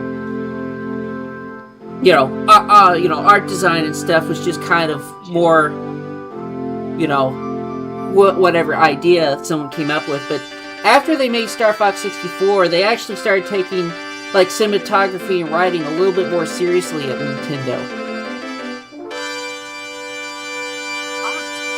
That's kind of cool. Mm-hmm. I didn't know that. I always wondered what made Nintendo finally want to actually start caring about story. Star Fox, Well, it was we are pretty much in this your game. debt. I would be honored. That's why, games going forward, like with Ocarina, Majora, and like Mario Sunshine, there was a much more emphasis on like story and cinematography. It's time for us to go now. I mean, that's like Luigi's Mansion's whole claim to fame is the cinematography and the lighting effects. Yeah, exactly. Love that game to pieces, by the way. It's hard to believe. Yeah, it's actually got every ghost old portrait. Oh wow, that's cool. Yeah, it took a long time. I imagine. By the way, did you know that somebody's recently made like a first-person mod for Luigi's Mansion? You know, I've never really been super into the modding thing. I'm not saying it's bad. I understand people love it. I look at video games like art, and like, I don't. Weird example, but like, a digital picture of the Mona Lisa to me isn't quote unquote seeing the Mona Lisa. I've never seen it, but like, it's an oil painting. I want to see it in its original oil painting status, not like a digital reprint of an oil painting. So I try to play video games in their original format whenever I can for the same reason. Because a lot of like graphics and stuff I view as products of the time. Like how a lot of like infamously Genesis games and PS1 games do it as well. They use the shoddy deposit cable and CRT displays as dithering and lighting engines because the CPUs weren't strong enough to do that in game. Yeah. Well, I kind of feel the same way with certain mods. Like when I get like mods for like Elder Scrolls or Fallout games, I'll almost never ever use any mods that like change textures or quote unquote upgrade graphics, because I want the original like art direction and visual style of the game to remain pure.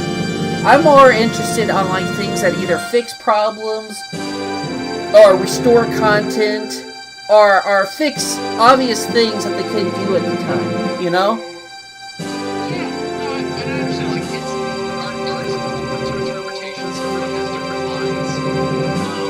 I'm very okay with fixing things that are broken. Like, I haven't played Sonic 06, but if I do, you're damn right I'm gonna play Project 06. Yeah. Exactly. I don't want to spend hours of my life having my PlayStation 3 crash in my living room for no reason. Mm-hmm. But like, great example is I prefer Ocarina of 64 over Ocarina 3D, even though it's by the same guy. He's like, this is how I wanted the game to look originally, and I'm like, yeah, but you made it in 1998, and it didn't look like that now, did it, bud? No. It's an even better example is the differences between Majora's Mask on the 64 and Majora's Mask 3D. They made a lot of strange changes when they remade it on the 3DS. They did more than just take out blood in the Shadow Temple. You'd be right. Like, I don't know why they decided to redo all the bosses in Majora's Mask for 3D. What?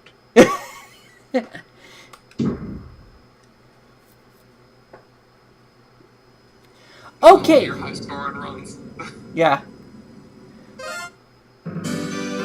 Okay, so I'm going to re-enable the level select code because I want to play one of my favorite levels in this game.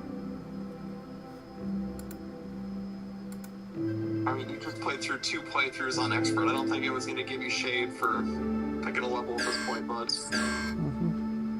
I think you could get more interesting problems in their life. Yeah. We're going to do Macbeth. It's one of my favorite levels. So you're going to attack the enemy base? Great idea, Fox. It'll be a piece of cake, General. Funny thing is, the Zora swimming in Majora's Mask 3D was actually how it worked in like the Japanese release of Majora's Mask. They actually changed it in the American release, and then they reverted it back in Majora's Mask 3D. I spotted the train. Taking it out.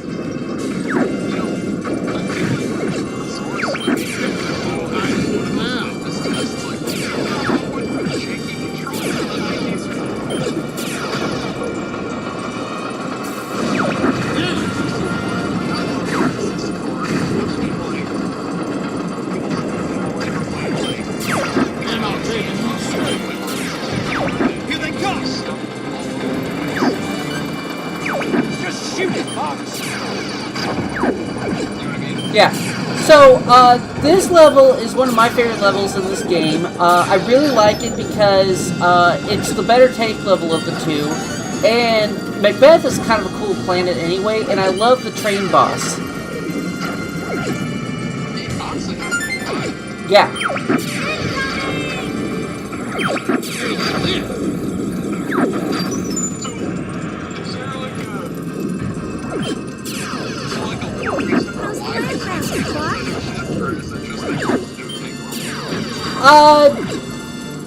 I mean, there is a lore reason why they have a tank, but the reason why there's a tank level is because they wanted to do tank level. Because in development, you played Star Fox 2, right? Well, if you recall, one of the big features of that of Star Fox 2 was the R-Wing can turn into a walker, and well, that was something that Miyamoto wanted back for Star Fox 64, and the development team of Star Fox 64 basically absolutely refused. They hated the walker from Star Fox 2. I guess I should use thank yous. Yeah, they hated it, and so they were like, well, he's still Miyamoto, so what they offered instead was the Landmaster and, of course, the on-foot missions. And Miyamoto greenlit both of those things, and so that's how we got the Landmaster. Because they did not want to do the walker.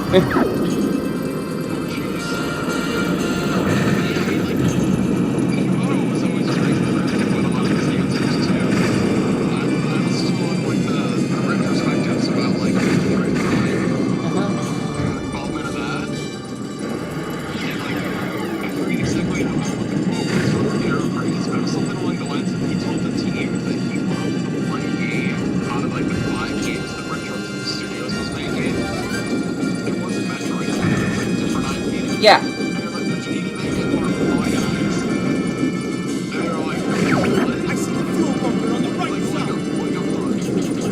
Oh, here's. Oh, here's something funny. You see this right here on the train car? That's one of the Copperhead missiles from the Sector Z level. Oh, you're right. Shoot the 8 switches to open them up! Told them like 4 out of 5 or 3 out of 4 games they were making are canceled and terrible. And then he really liked the last one and then went back to Japan. Yeah, there's a lot of things. It's like, you know, he says something, refuses to elaborate, and leaves. Very lucky. They fired their boss at that point. You work for a company, and like the CEO from a different country wants to fire your boss, tells you 80% of everything your company's done for the last 3 years is reverted to different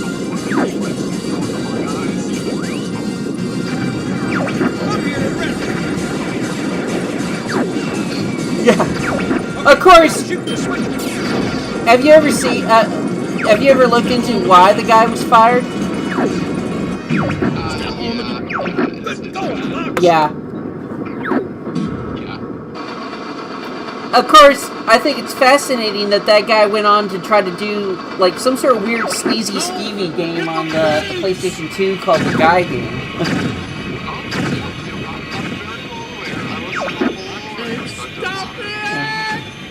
And why that got pulled from all the shelves and pretty much every country. Yeah.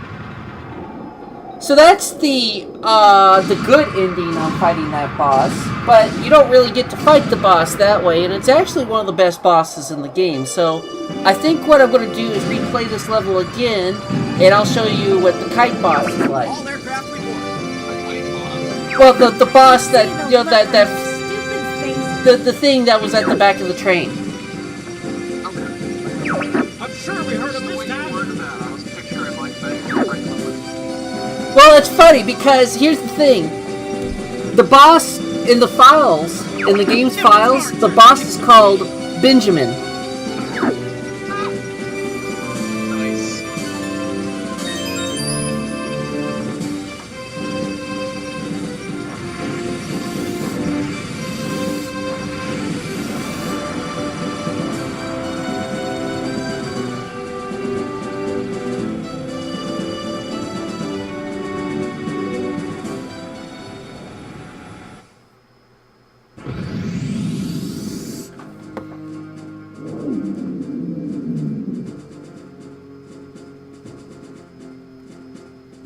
So yeah, we're going to do Macbeth again.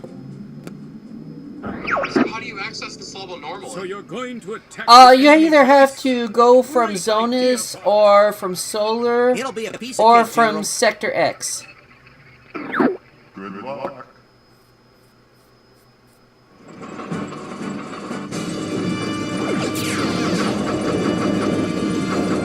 Is it just like the neutral level? Yeah, it's... I spot the train. I'm taking it out. Here comes a little hyenas right now. Now, funny enough, the train conductor, his name is K-Bon.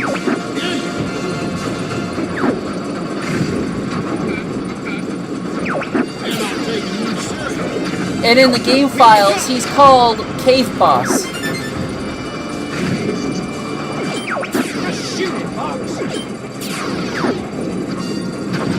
Because apparently at one point in development, instead of it being out in the open plains, this level was all going to be set underground inside a cave.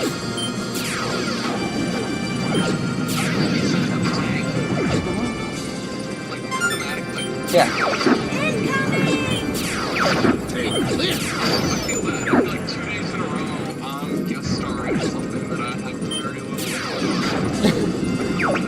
Well, I hope you've been having fun. I just feel like I'm not at it as much as I normally do.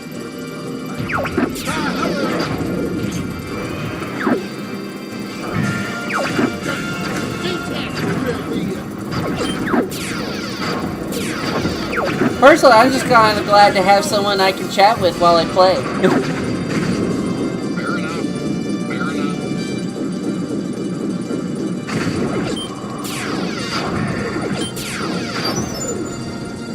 Like I said, it's kind of awkward to see how low it goes. Like, shoot! He's right behind you, shooter. Like I said, I've been doing a lot of shoot ones. I guess I should be thankful. Like, in between my Resident Evil games. Yeah. Like, around the start of the year or the end of last year, I beat Karuga finally. Uh-huh. I don't know if you know what that game is about. I know of it. Yeah. I've been playing a lot of Konami's Prometheus. I want to finally play Radiant Silver and off my backlog since I always, like I said, I pretty much bought the console for that. Which is really fun about the way we haven't played Nights. We've got Nights on time. I would love to play Nights, but I don't know if I have enough money in my bank account to afford a Sega Saturn, a 3D controller, and a copy of Nights. Well,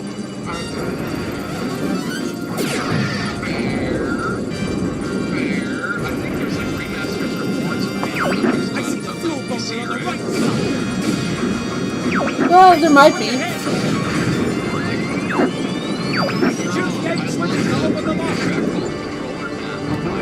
It's necessarily necessary for the experience.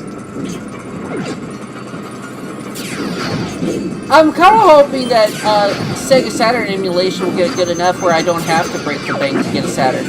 Because I would like to play Sonic Jam at some point. It's gotta be decent already, right? Like, you better this year.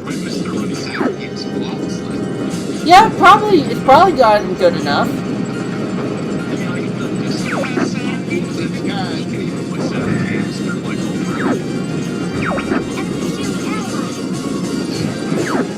Okay, so now you're going to experience what the boss is like. This is one of the cooler bosses in the game.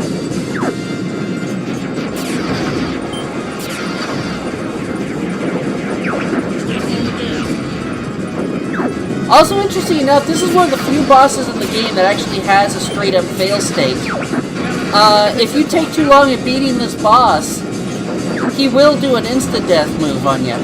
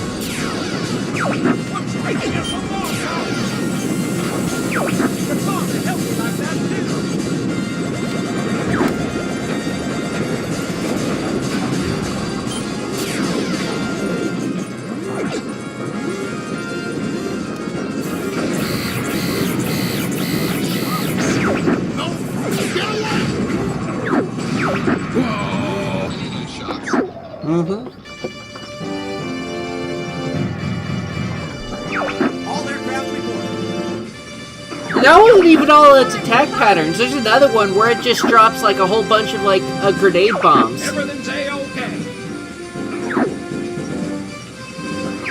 You are so lucky. Falco's always so appreciative, isn't he? Always.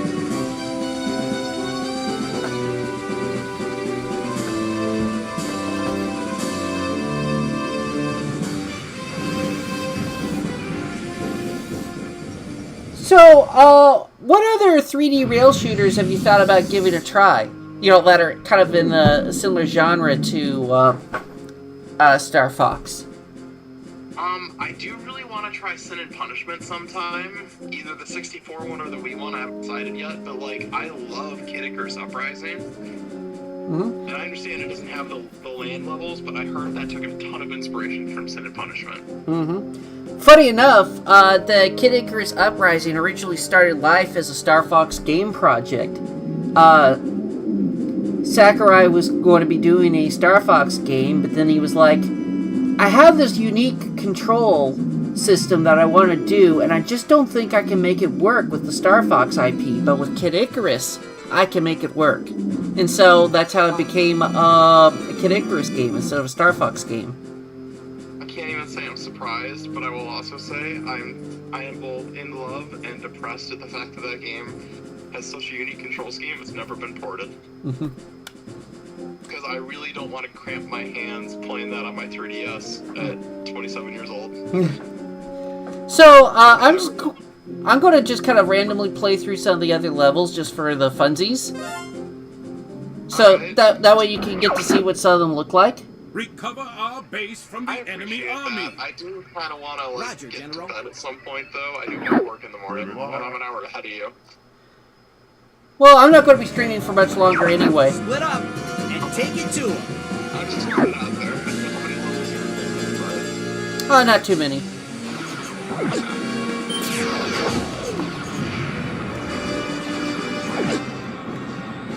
So this is kind of the Hoth-looking level of the game, as you can see. This is yeah, this is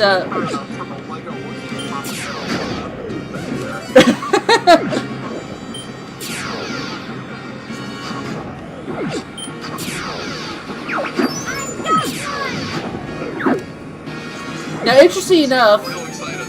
yeah. I've got you now.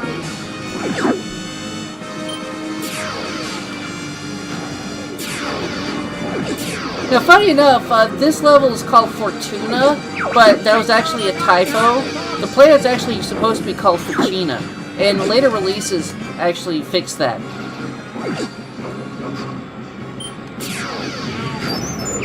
I've got one.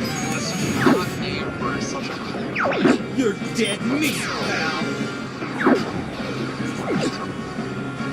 Also, another interesting thing to note is originally this was going to be an underwater level at one point in development, and then at another point in development, there was going to be this was going to be one of the on-foot missions. Jeez! Can anyone take care of it? Can't let you do that, Starfall. Andros has ordered us to take you down. Yeah. Long time no see. Andross's enemy is my enemy. Just what I need to see. Star Wars. Yes, yes. He's using his big brain. This is big brain time. You'll be seeing your dad soon, Fox. Shoot! He's right behind you! Take care of the guy behind you, Fox! Fox, get this guy off me. This is really starting to tick me off.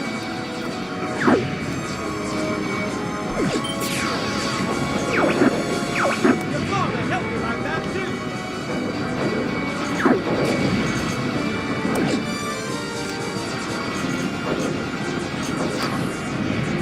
Thankfully, Star Wolf is a lot more manageable in this level. But back when I was like 4 or 5, they were like the toughest, toughest thing I'd ever faced. Location confirmed. Sending supplies.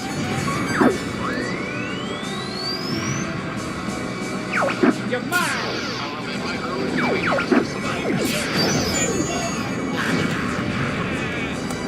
You're in my sights. You're going down. Stick to the pond, Froggy. Sonic 2 and Mario 1, they're like 3 years ago. By the time I was like 5 or 6 beating a lot of these games, I was like, my friends would be like, man, I'm really stuck in this like PS2 boss, and I was like, Fox, get this guy off me. You're not so tough. There's one more to go.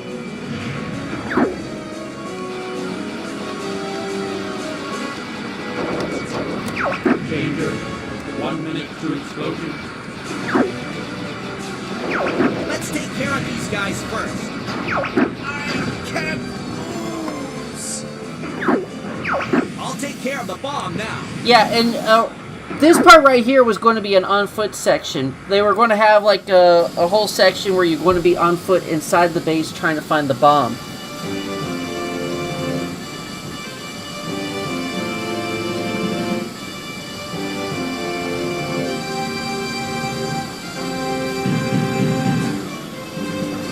That's right, Bags. Hey, we made it. Fox, take it easy. That was a close call, Fox.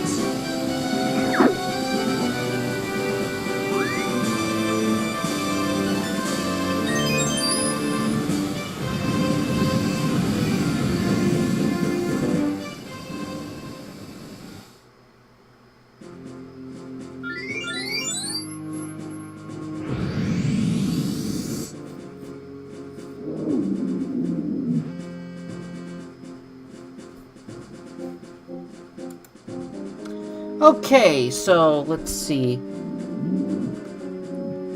Let's do solar next. Oh, nope. I didn't mean to do that. Good luck. I didn't mean to do Fortuna again. I goofed. Do you know what would have kept you from goofing? What? Clean, non-sticky or greasy buttons. Exactly.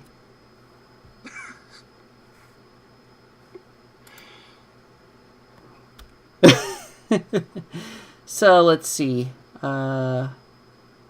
reset the Out of game. curiosity, what controller are you using? A GameCube controller. Oh, right, I'm sorry, you mentioned that earlier. So you have like a USB adapter?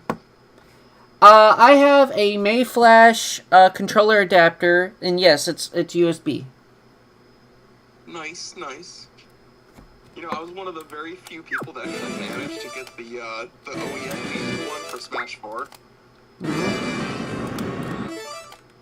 I have like such a crazy story about that. Oh, go ahead and share. I was like, I think I was 15 at the time, because I didn't have my own car yet. I think I was 15, and I found out by talking with a Best Buy employee, despite the fact that they were sold out, if you went into an in-store and you asked someone to do a warehouse order, you could actually get one because they weren't allocated yet on the public website or in the public stores. But if you did a warehouse order through talking to a manager at an in-person Best Buy, they were available. So I managed to score one that way. Huh.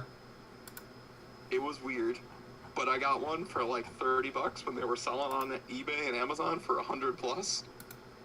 And I was part of the... Oh, did your stream end? Nope. I had to exit out of the application because I couldn't get the reset to work, even though it said it was enabled.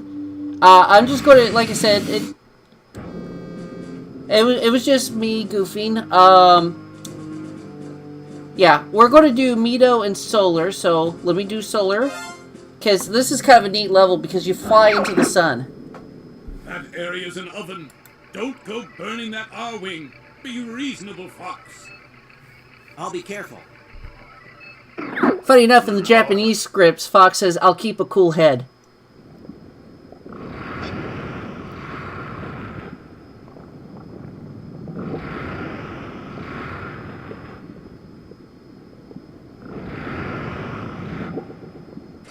That's actually a pretty realistic depiction of how the sun works. Uh-huh. Keep an eye on your shield gauge. That's a very realistic depiction of how close you can get. Yeah. The R-wing might not be. This baby can take temperatures up to 9,000 degrees. Don't fly too low. Your ship can't take it. 100,000 miles away from the sun, it's like scorched. Shoot the rocks. Thankfully, planet Earth is right where it's at, where it's not too close to the sun.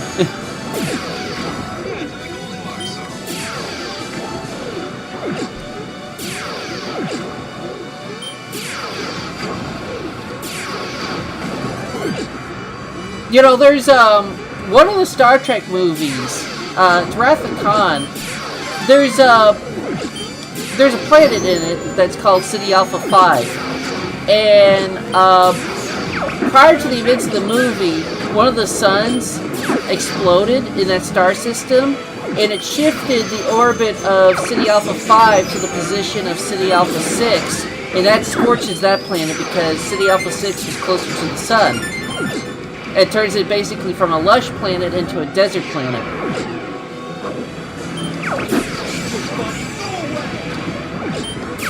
Good riddance. Burn.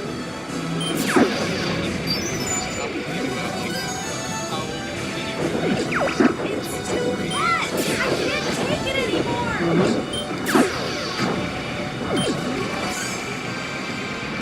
It's very impressive when you think about it.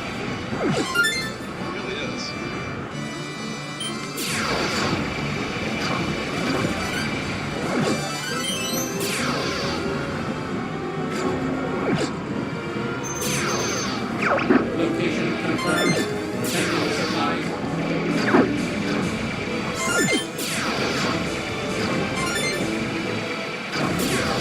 There's a guy on YouTube named Jet that did a really funny parody of this level. If I remember to later, I might send you a link to the video clip of it.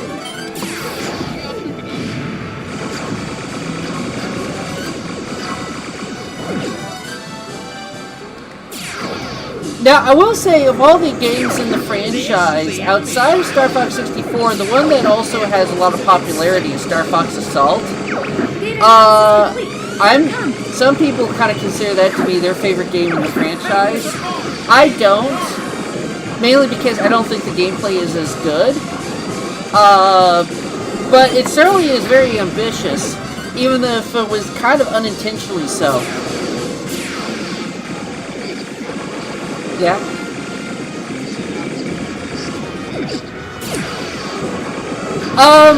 Yes. Here they come!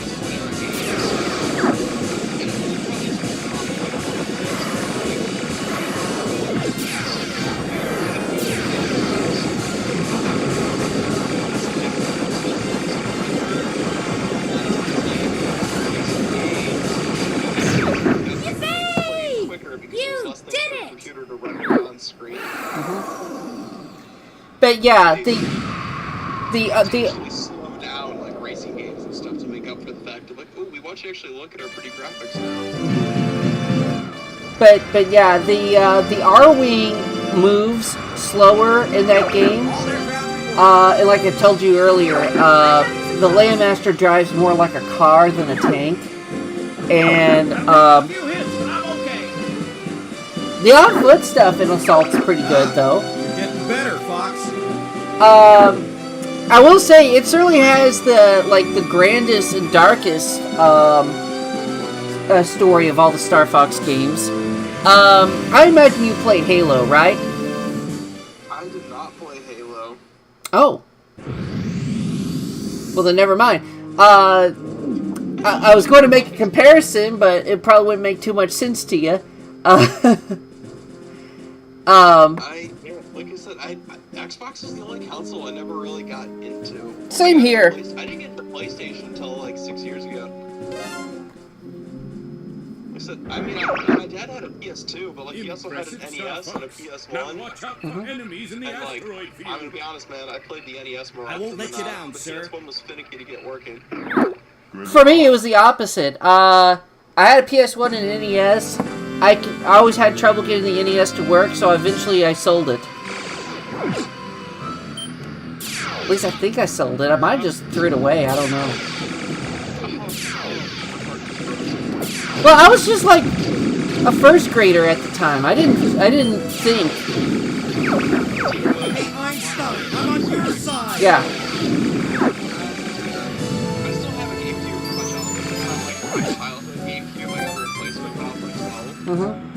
My childhood GameCube, it was one of the launch model purple ones. Uh-huh. Be careful, it's a trap!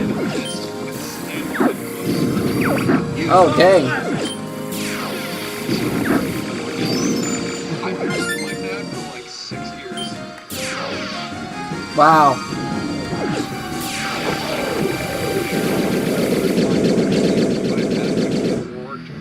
Where I didn't have to flip the disc in order for it to start reading. Amazing. Here comes a big one.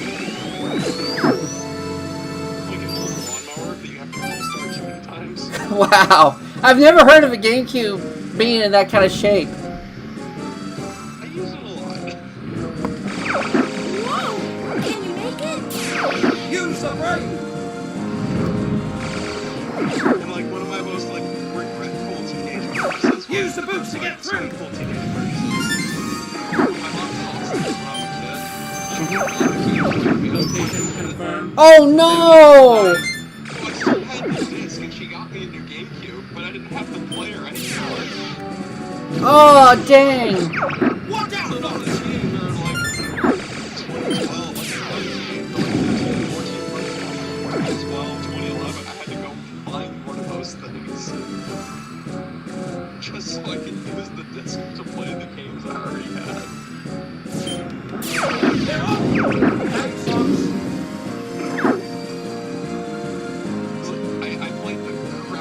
Superstar Saga as a kid. I was like my old 16-inch CRT. Uh-huh. Game Boy player. Yeah.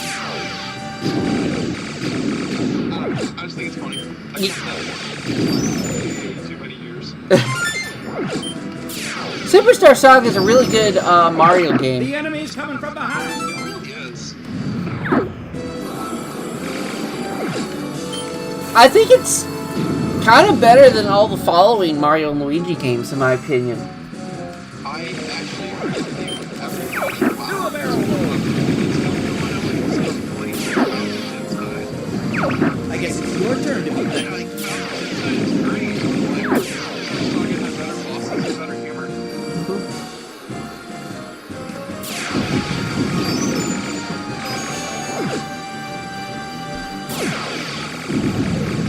Also, what do you think about the remake of Inside Story they did for the 3DS? You want a piece of me? Take that!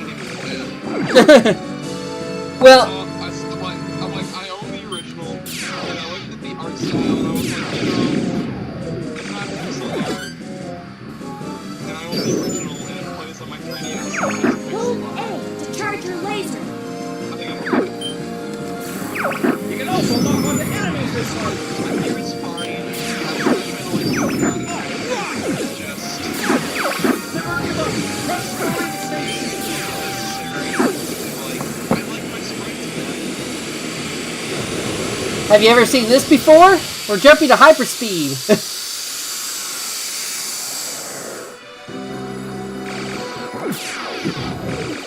This is the secret warp exit for the level. It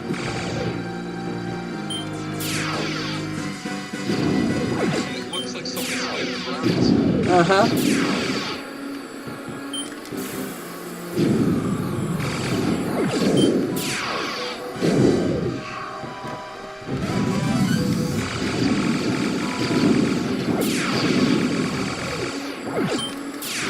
Neon Easter.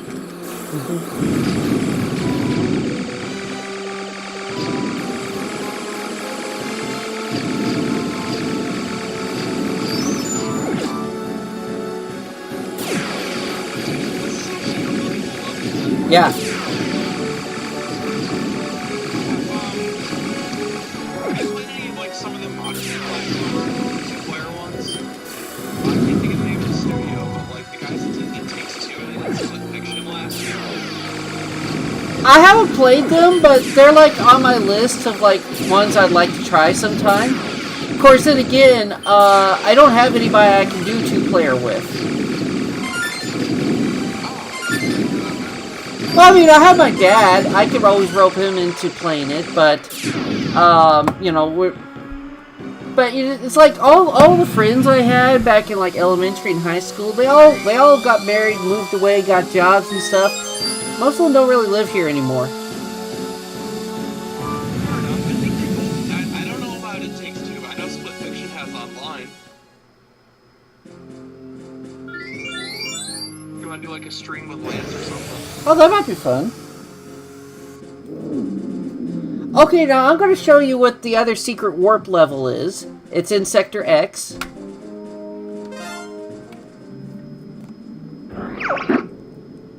Reports indicate that Good luck. Okay. I don't mean to do my last one. It's like 12:40 in the morning here. Let's take out that weapon. No, that's fine. In fact, I'm probably going to call it after this anyway. Let's have a little fun.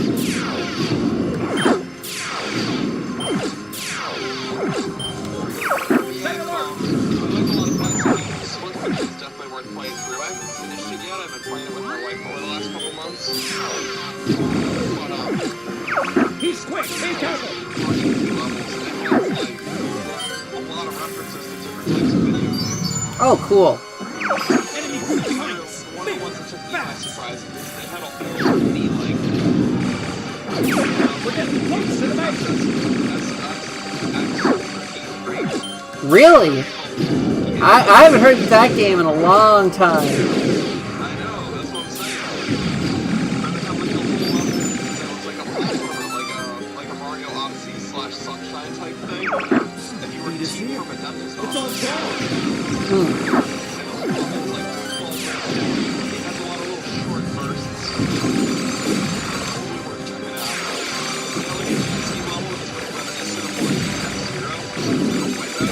Oh, really?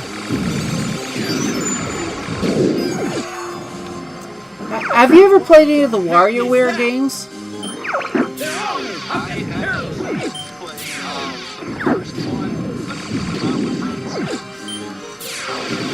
Yeah, I've played most of them. I love them. I haven't played a lot of them, but the first one was really fun as a party game on the GameCube.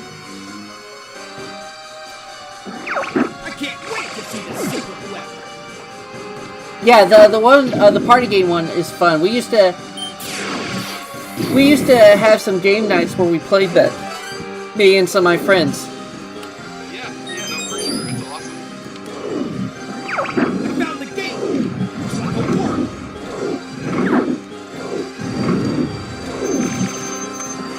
Location confirmed. Sending supplies.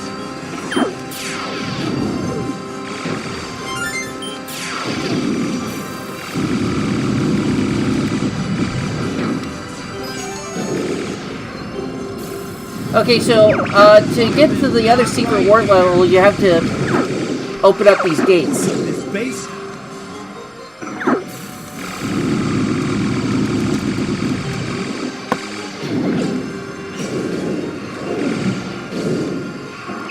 Hurry up or you're toast.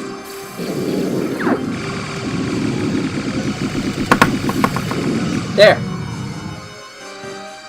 Oh. Did I miss one? They must have... I didn't see him miss any. Well, let's do this again, because that should have worked. That should have triggered it. Let's take out that weapon, boys. That's weird. Let's have a little fun. I mean, normally this game is pretty bug-free, but I don't know, maybe it was something, you know... Maybe I somehow mistriggered a flag or something?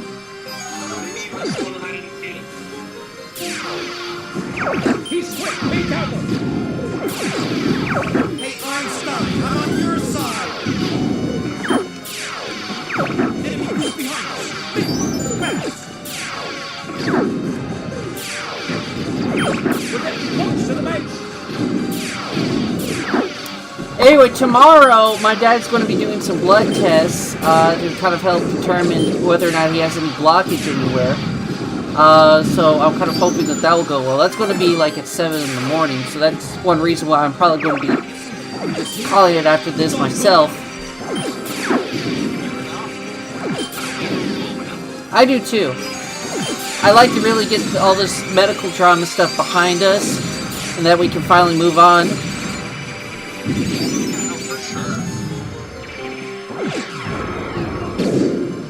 Like I said, I'm just happy to as far as it has. What the heck is that? You know?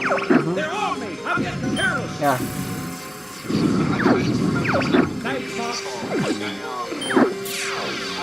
My grandmother had a knee replacement a couple years back, and she was one of those 25% where it didn't go well.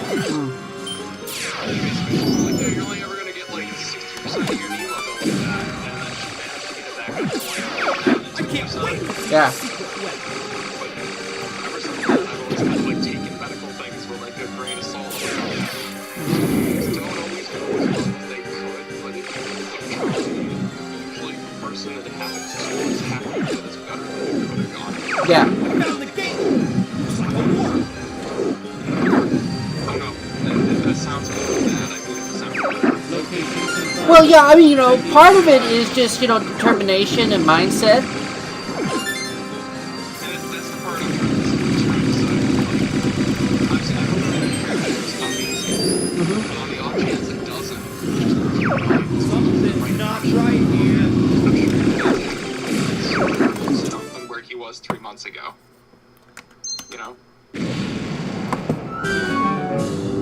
I normally don't have trouble with these gates. Let's take out that weapon, boys. In fact, Mito's the one I usually have a hard time triggering the warp.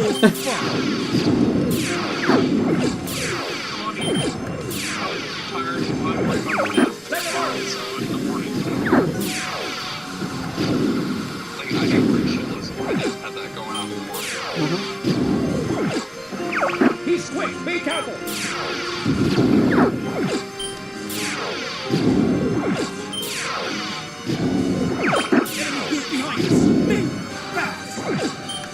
So, of all the levels that you've seen so far, which ones have been the most impressive to you?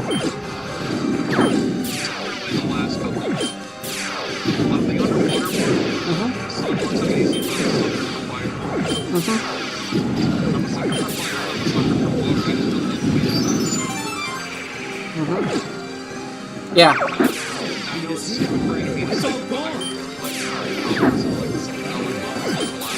Yeah.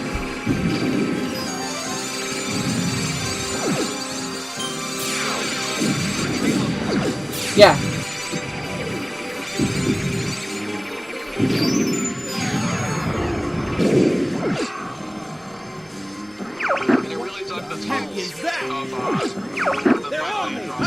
Yes.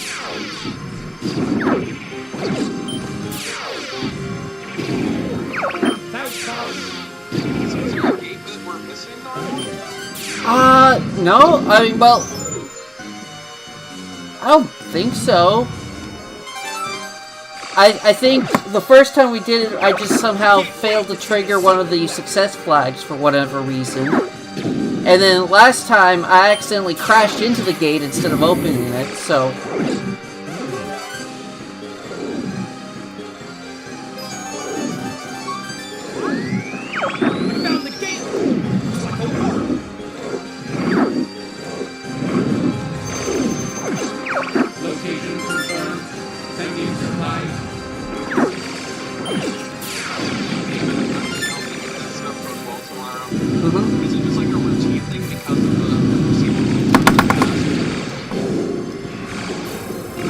Well, it's just they're just trying to determine. Dang it! I need to be better on the laser shots because I crashed through the gate again.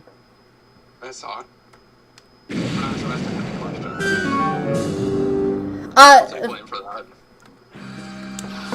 It's as far as I know, it's not going to be anything too tough. They're just going to be introducing something to the bloodstream to see if they can see if there's any kind of blockage anywhere, like in his heart or chest area or any of the major arteries.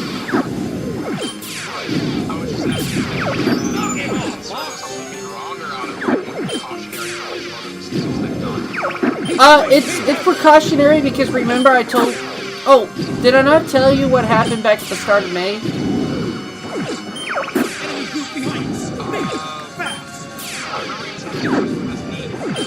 Okay.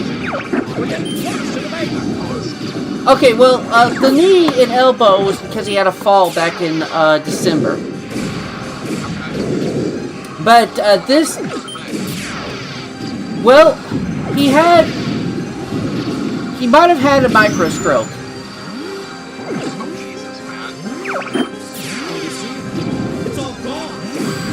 They did an MRI scan, and thankfully there was no brain damage or blockage up in the brain. And yeah, and they put a Holter monitor on him to check his heart, and we're going to get the results from that in about a week or so. And they're going to be doing the blood test tomorrow to make sure that there wasn't any blockage anywhere else.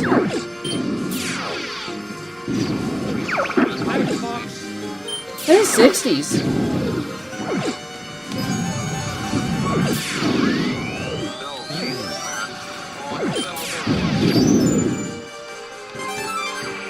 Yeah.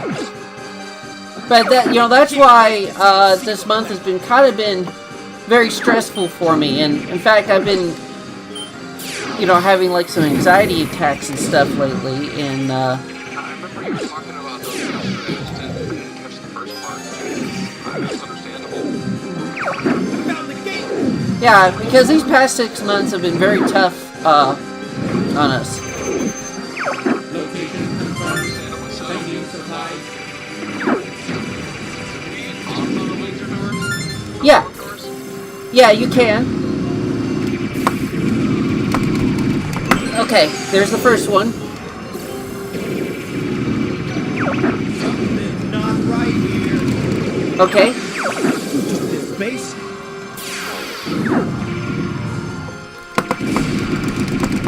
Ah, dang it. Ah.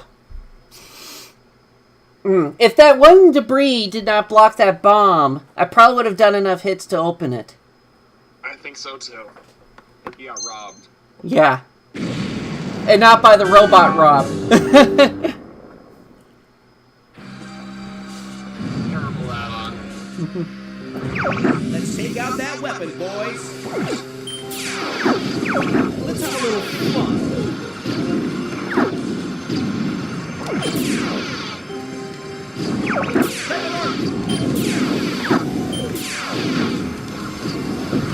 Knock it off, Fox! He's quick. Be careful.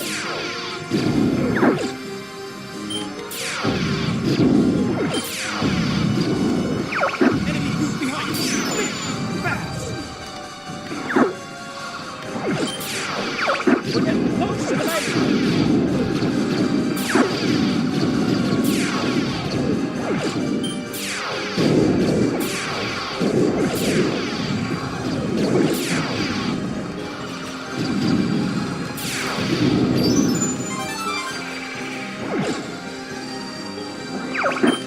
You see it? It's all gone.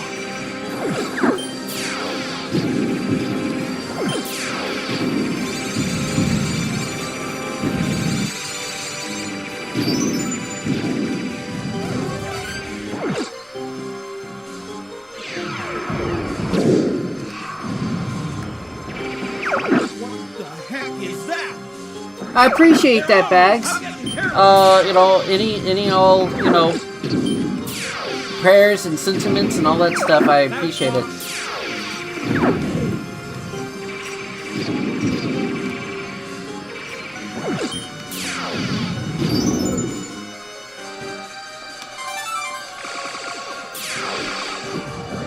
I can't wait to see that.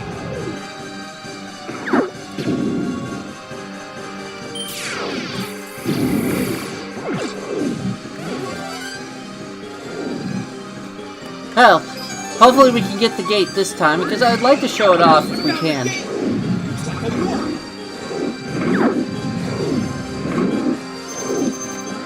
Location confirmed. Sending supplies.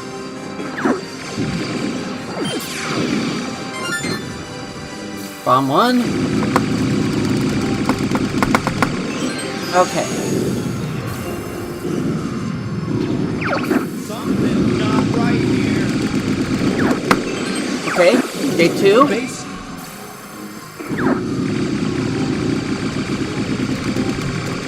Day three. Yeah! Just one more. Hurry up or you're toast.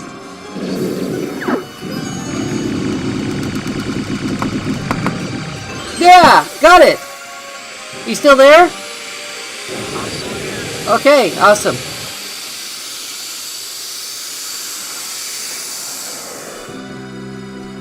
Yes, so this is the other warp level.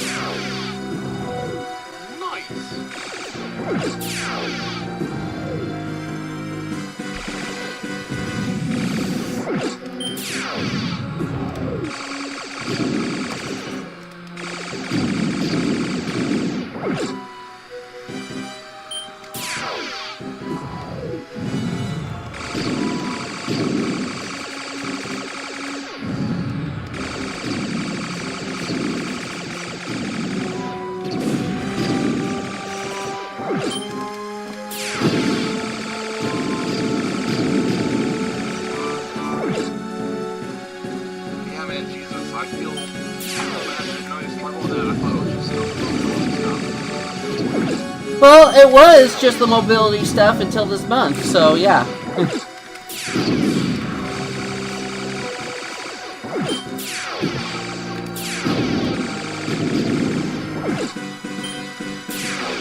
And hopefully it'll be nothing else. Like I said, I want... You know, I love my father a lot, and I don't want anything else to happen to him.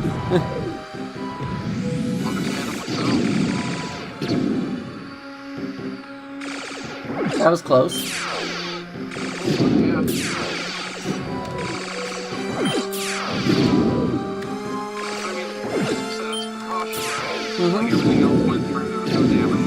Yeah. We're gonna make sure this isn't gonna happen again type thing. Yeah.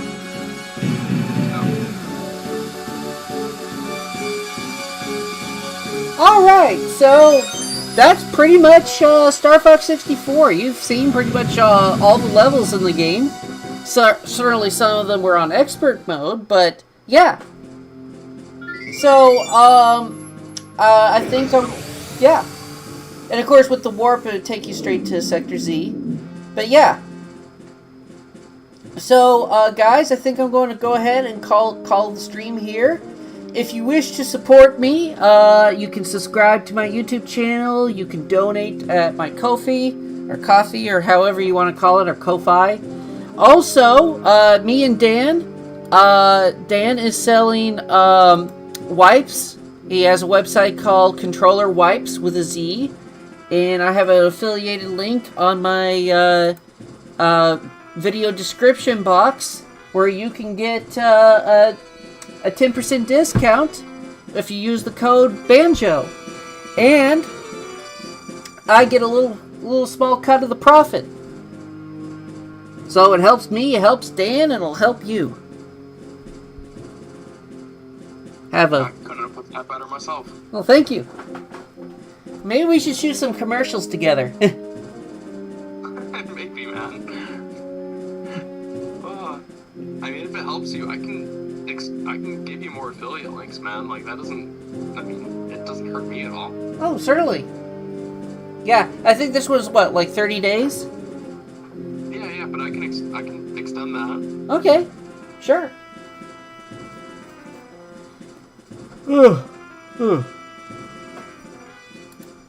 Alright, so...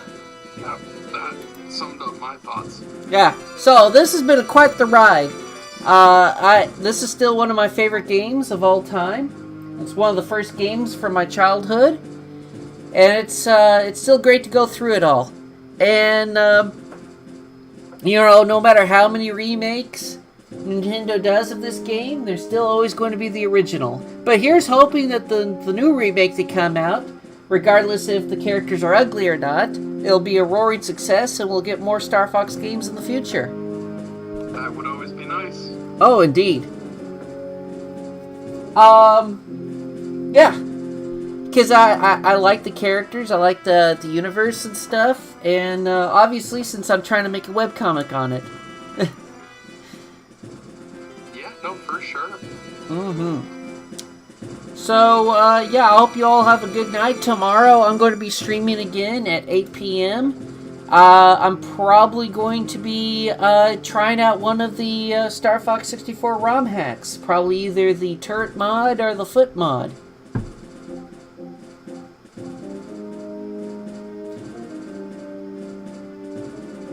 Anyway, hope you all have a great night. Yeah, thanks for having me on, Sonny. It was a blast. Mm-hmm. It was my pleasure. I'm glad you had fun. It's always fun to talk games with someone. Oh, for sure, man, for sure. Oh, have you ever played any of the Spyro games? Not since I was a kid, and I played the terrible Game Boy Advance ones. Oh, really? I'm shocked. Because, you know, you talked about playing, like, platformers in the PS1. I would have thought that, you would have played... I wish. Oh, man, a lot of my platform and PS1 games were, Army Men 3D. Oh, Which is, oh, go ahead. Yeah, I have Army Men 3D. Go ahead. That flamethrower, man, that was just, like, a lot of fun. Uh-huh. And then I tried to play as an adult, and it was hard for me to get back into, but as a kid I loved it. The Sheep Raider game. The Looney Tunes one where you play as Wile E. Coyote. Yeah. Yeah. Played a ton of that as a kid. Mm-hmm. And then I played a decent amount of, ironically enough, not the PS1 one, but I played a lot of Wrath of Cortex as a kid. Oh, Wrath of Cortex is fine. It's a perfectly fine, fun Crash Bandicoot game. The only problem is it does nothing new after, you know, Crash Bandicoot 3. That's basically its greatest sin right there. But I agree with everything you just said. yeah, but as it is, it's a fun game. I used to play that a lot on the GameCube. It had terrible sound mixing from what I remember. Yeah, like, I didn't play it. I played it at my dad's house on the PS2. I did not play that at home on the game. That was not one of the first choice games. That was the, well, I don't want to play SpongeBob the movie, and we got this platformer. Yeah. Ironically, I think SpongeBob was a better game. It probably was. Did you ever play Spyro Enter the Dragonfly? A little bit, and I dropped it because even as a kid I could tell it wasn't amazing. Yeah. Did you ever play Crash Bandicoot on the PlayStation 1? Some, but I never owned it, so I didn't get to, like, beat it or anything. Okay. But it was fun. Ah. And Okay. as far as obscure platformers go, did you ever play the Night of 100 Frights one? Like the Scooby-Doo game? No, but did you ever play, Classic Capers on the N64? The Scooby-Doo game for that one? No, but the GameCube one, Night of 100 Frights, it's also for PS2 and stuff, too. Yeah. It's by the same people that made Battle for Bikini Bottom. Oh, yeah, Iron Heavy Studios. Yep. Yeah. I think it's Heavy Iron, but yeah. Yeah. Did you know that Night of 100 Frights originally started off as like an endless runner in the PS1? Now, I played the beta. It wasn't good. Yeah. Yep. Yeah. I went, wow, I'm glad that they decided to can this to make one of my favorite childhood video games. Yes. They even got Tim Curry in that. I did not know that. Tim Curry sounds... That sounds like a perfect casting choice for a Scooby-Doo game. It was. Well, I don't know if it was part of the same contract or not, but I think the same year he was in Witch's Ghost. Ah. Well, they might have probably just had to do all that in the same recording booth session. Probably. Yeah. So yeah, if you don't mind, I would love to have you back on one of my streams in the future. Maybe we can find some way to do something multiplayer. Oh, sure. Well, you know, I know that Dolphin allows you to do multiplayer online. Fair. Yeah, and of course, if you have Left 4 Dead, I always love playing Left 4 Dead with people. Never played it, but I could look into it. And I do occasionally do, like, Jackbox game nights. Okay. Like I said, we can talk about it more. I'm not opposed to it. Sure. But, yeah, man, I appreciate you having me on, and, I'm gonna go catch some sleep before I have to go to work tomorrow. Certainly. Well, have a good night. Alright, you too, Sonny.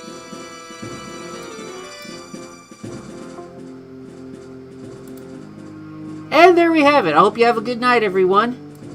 See you tomorrow.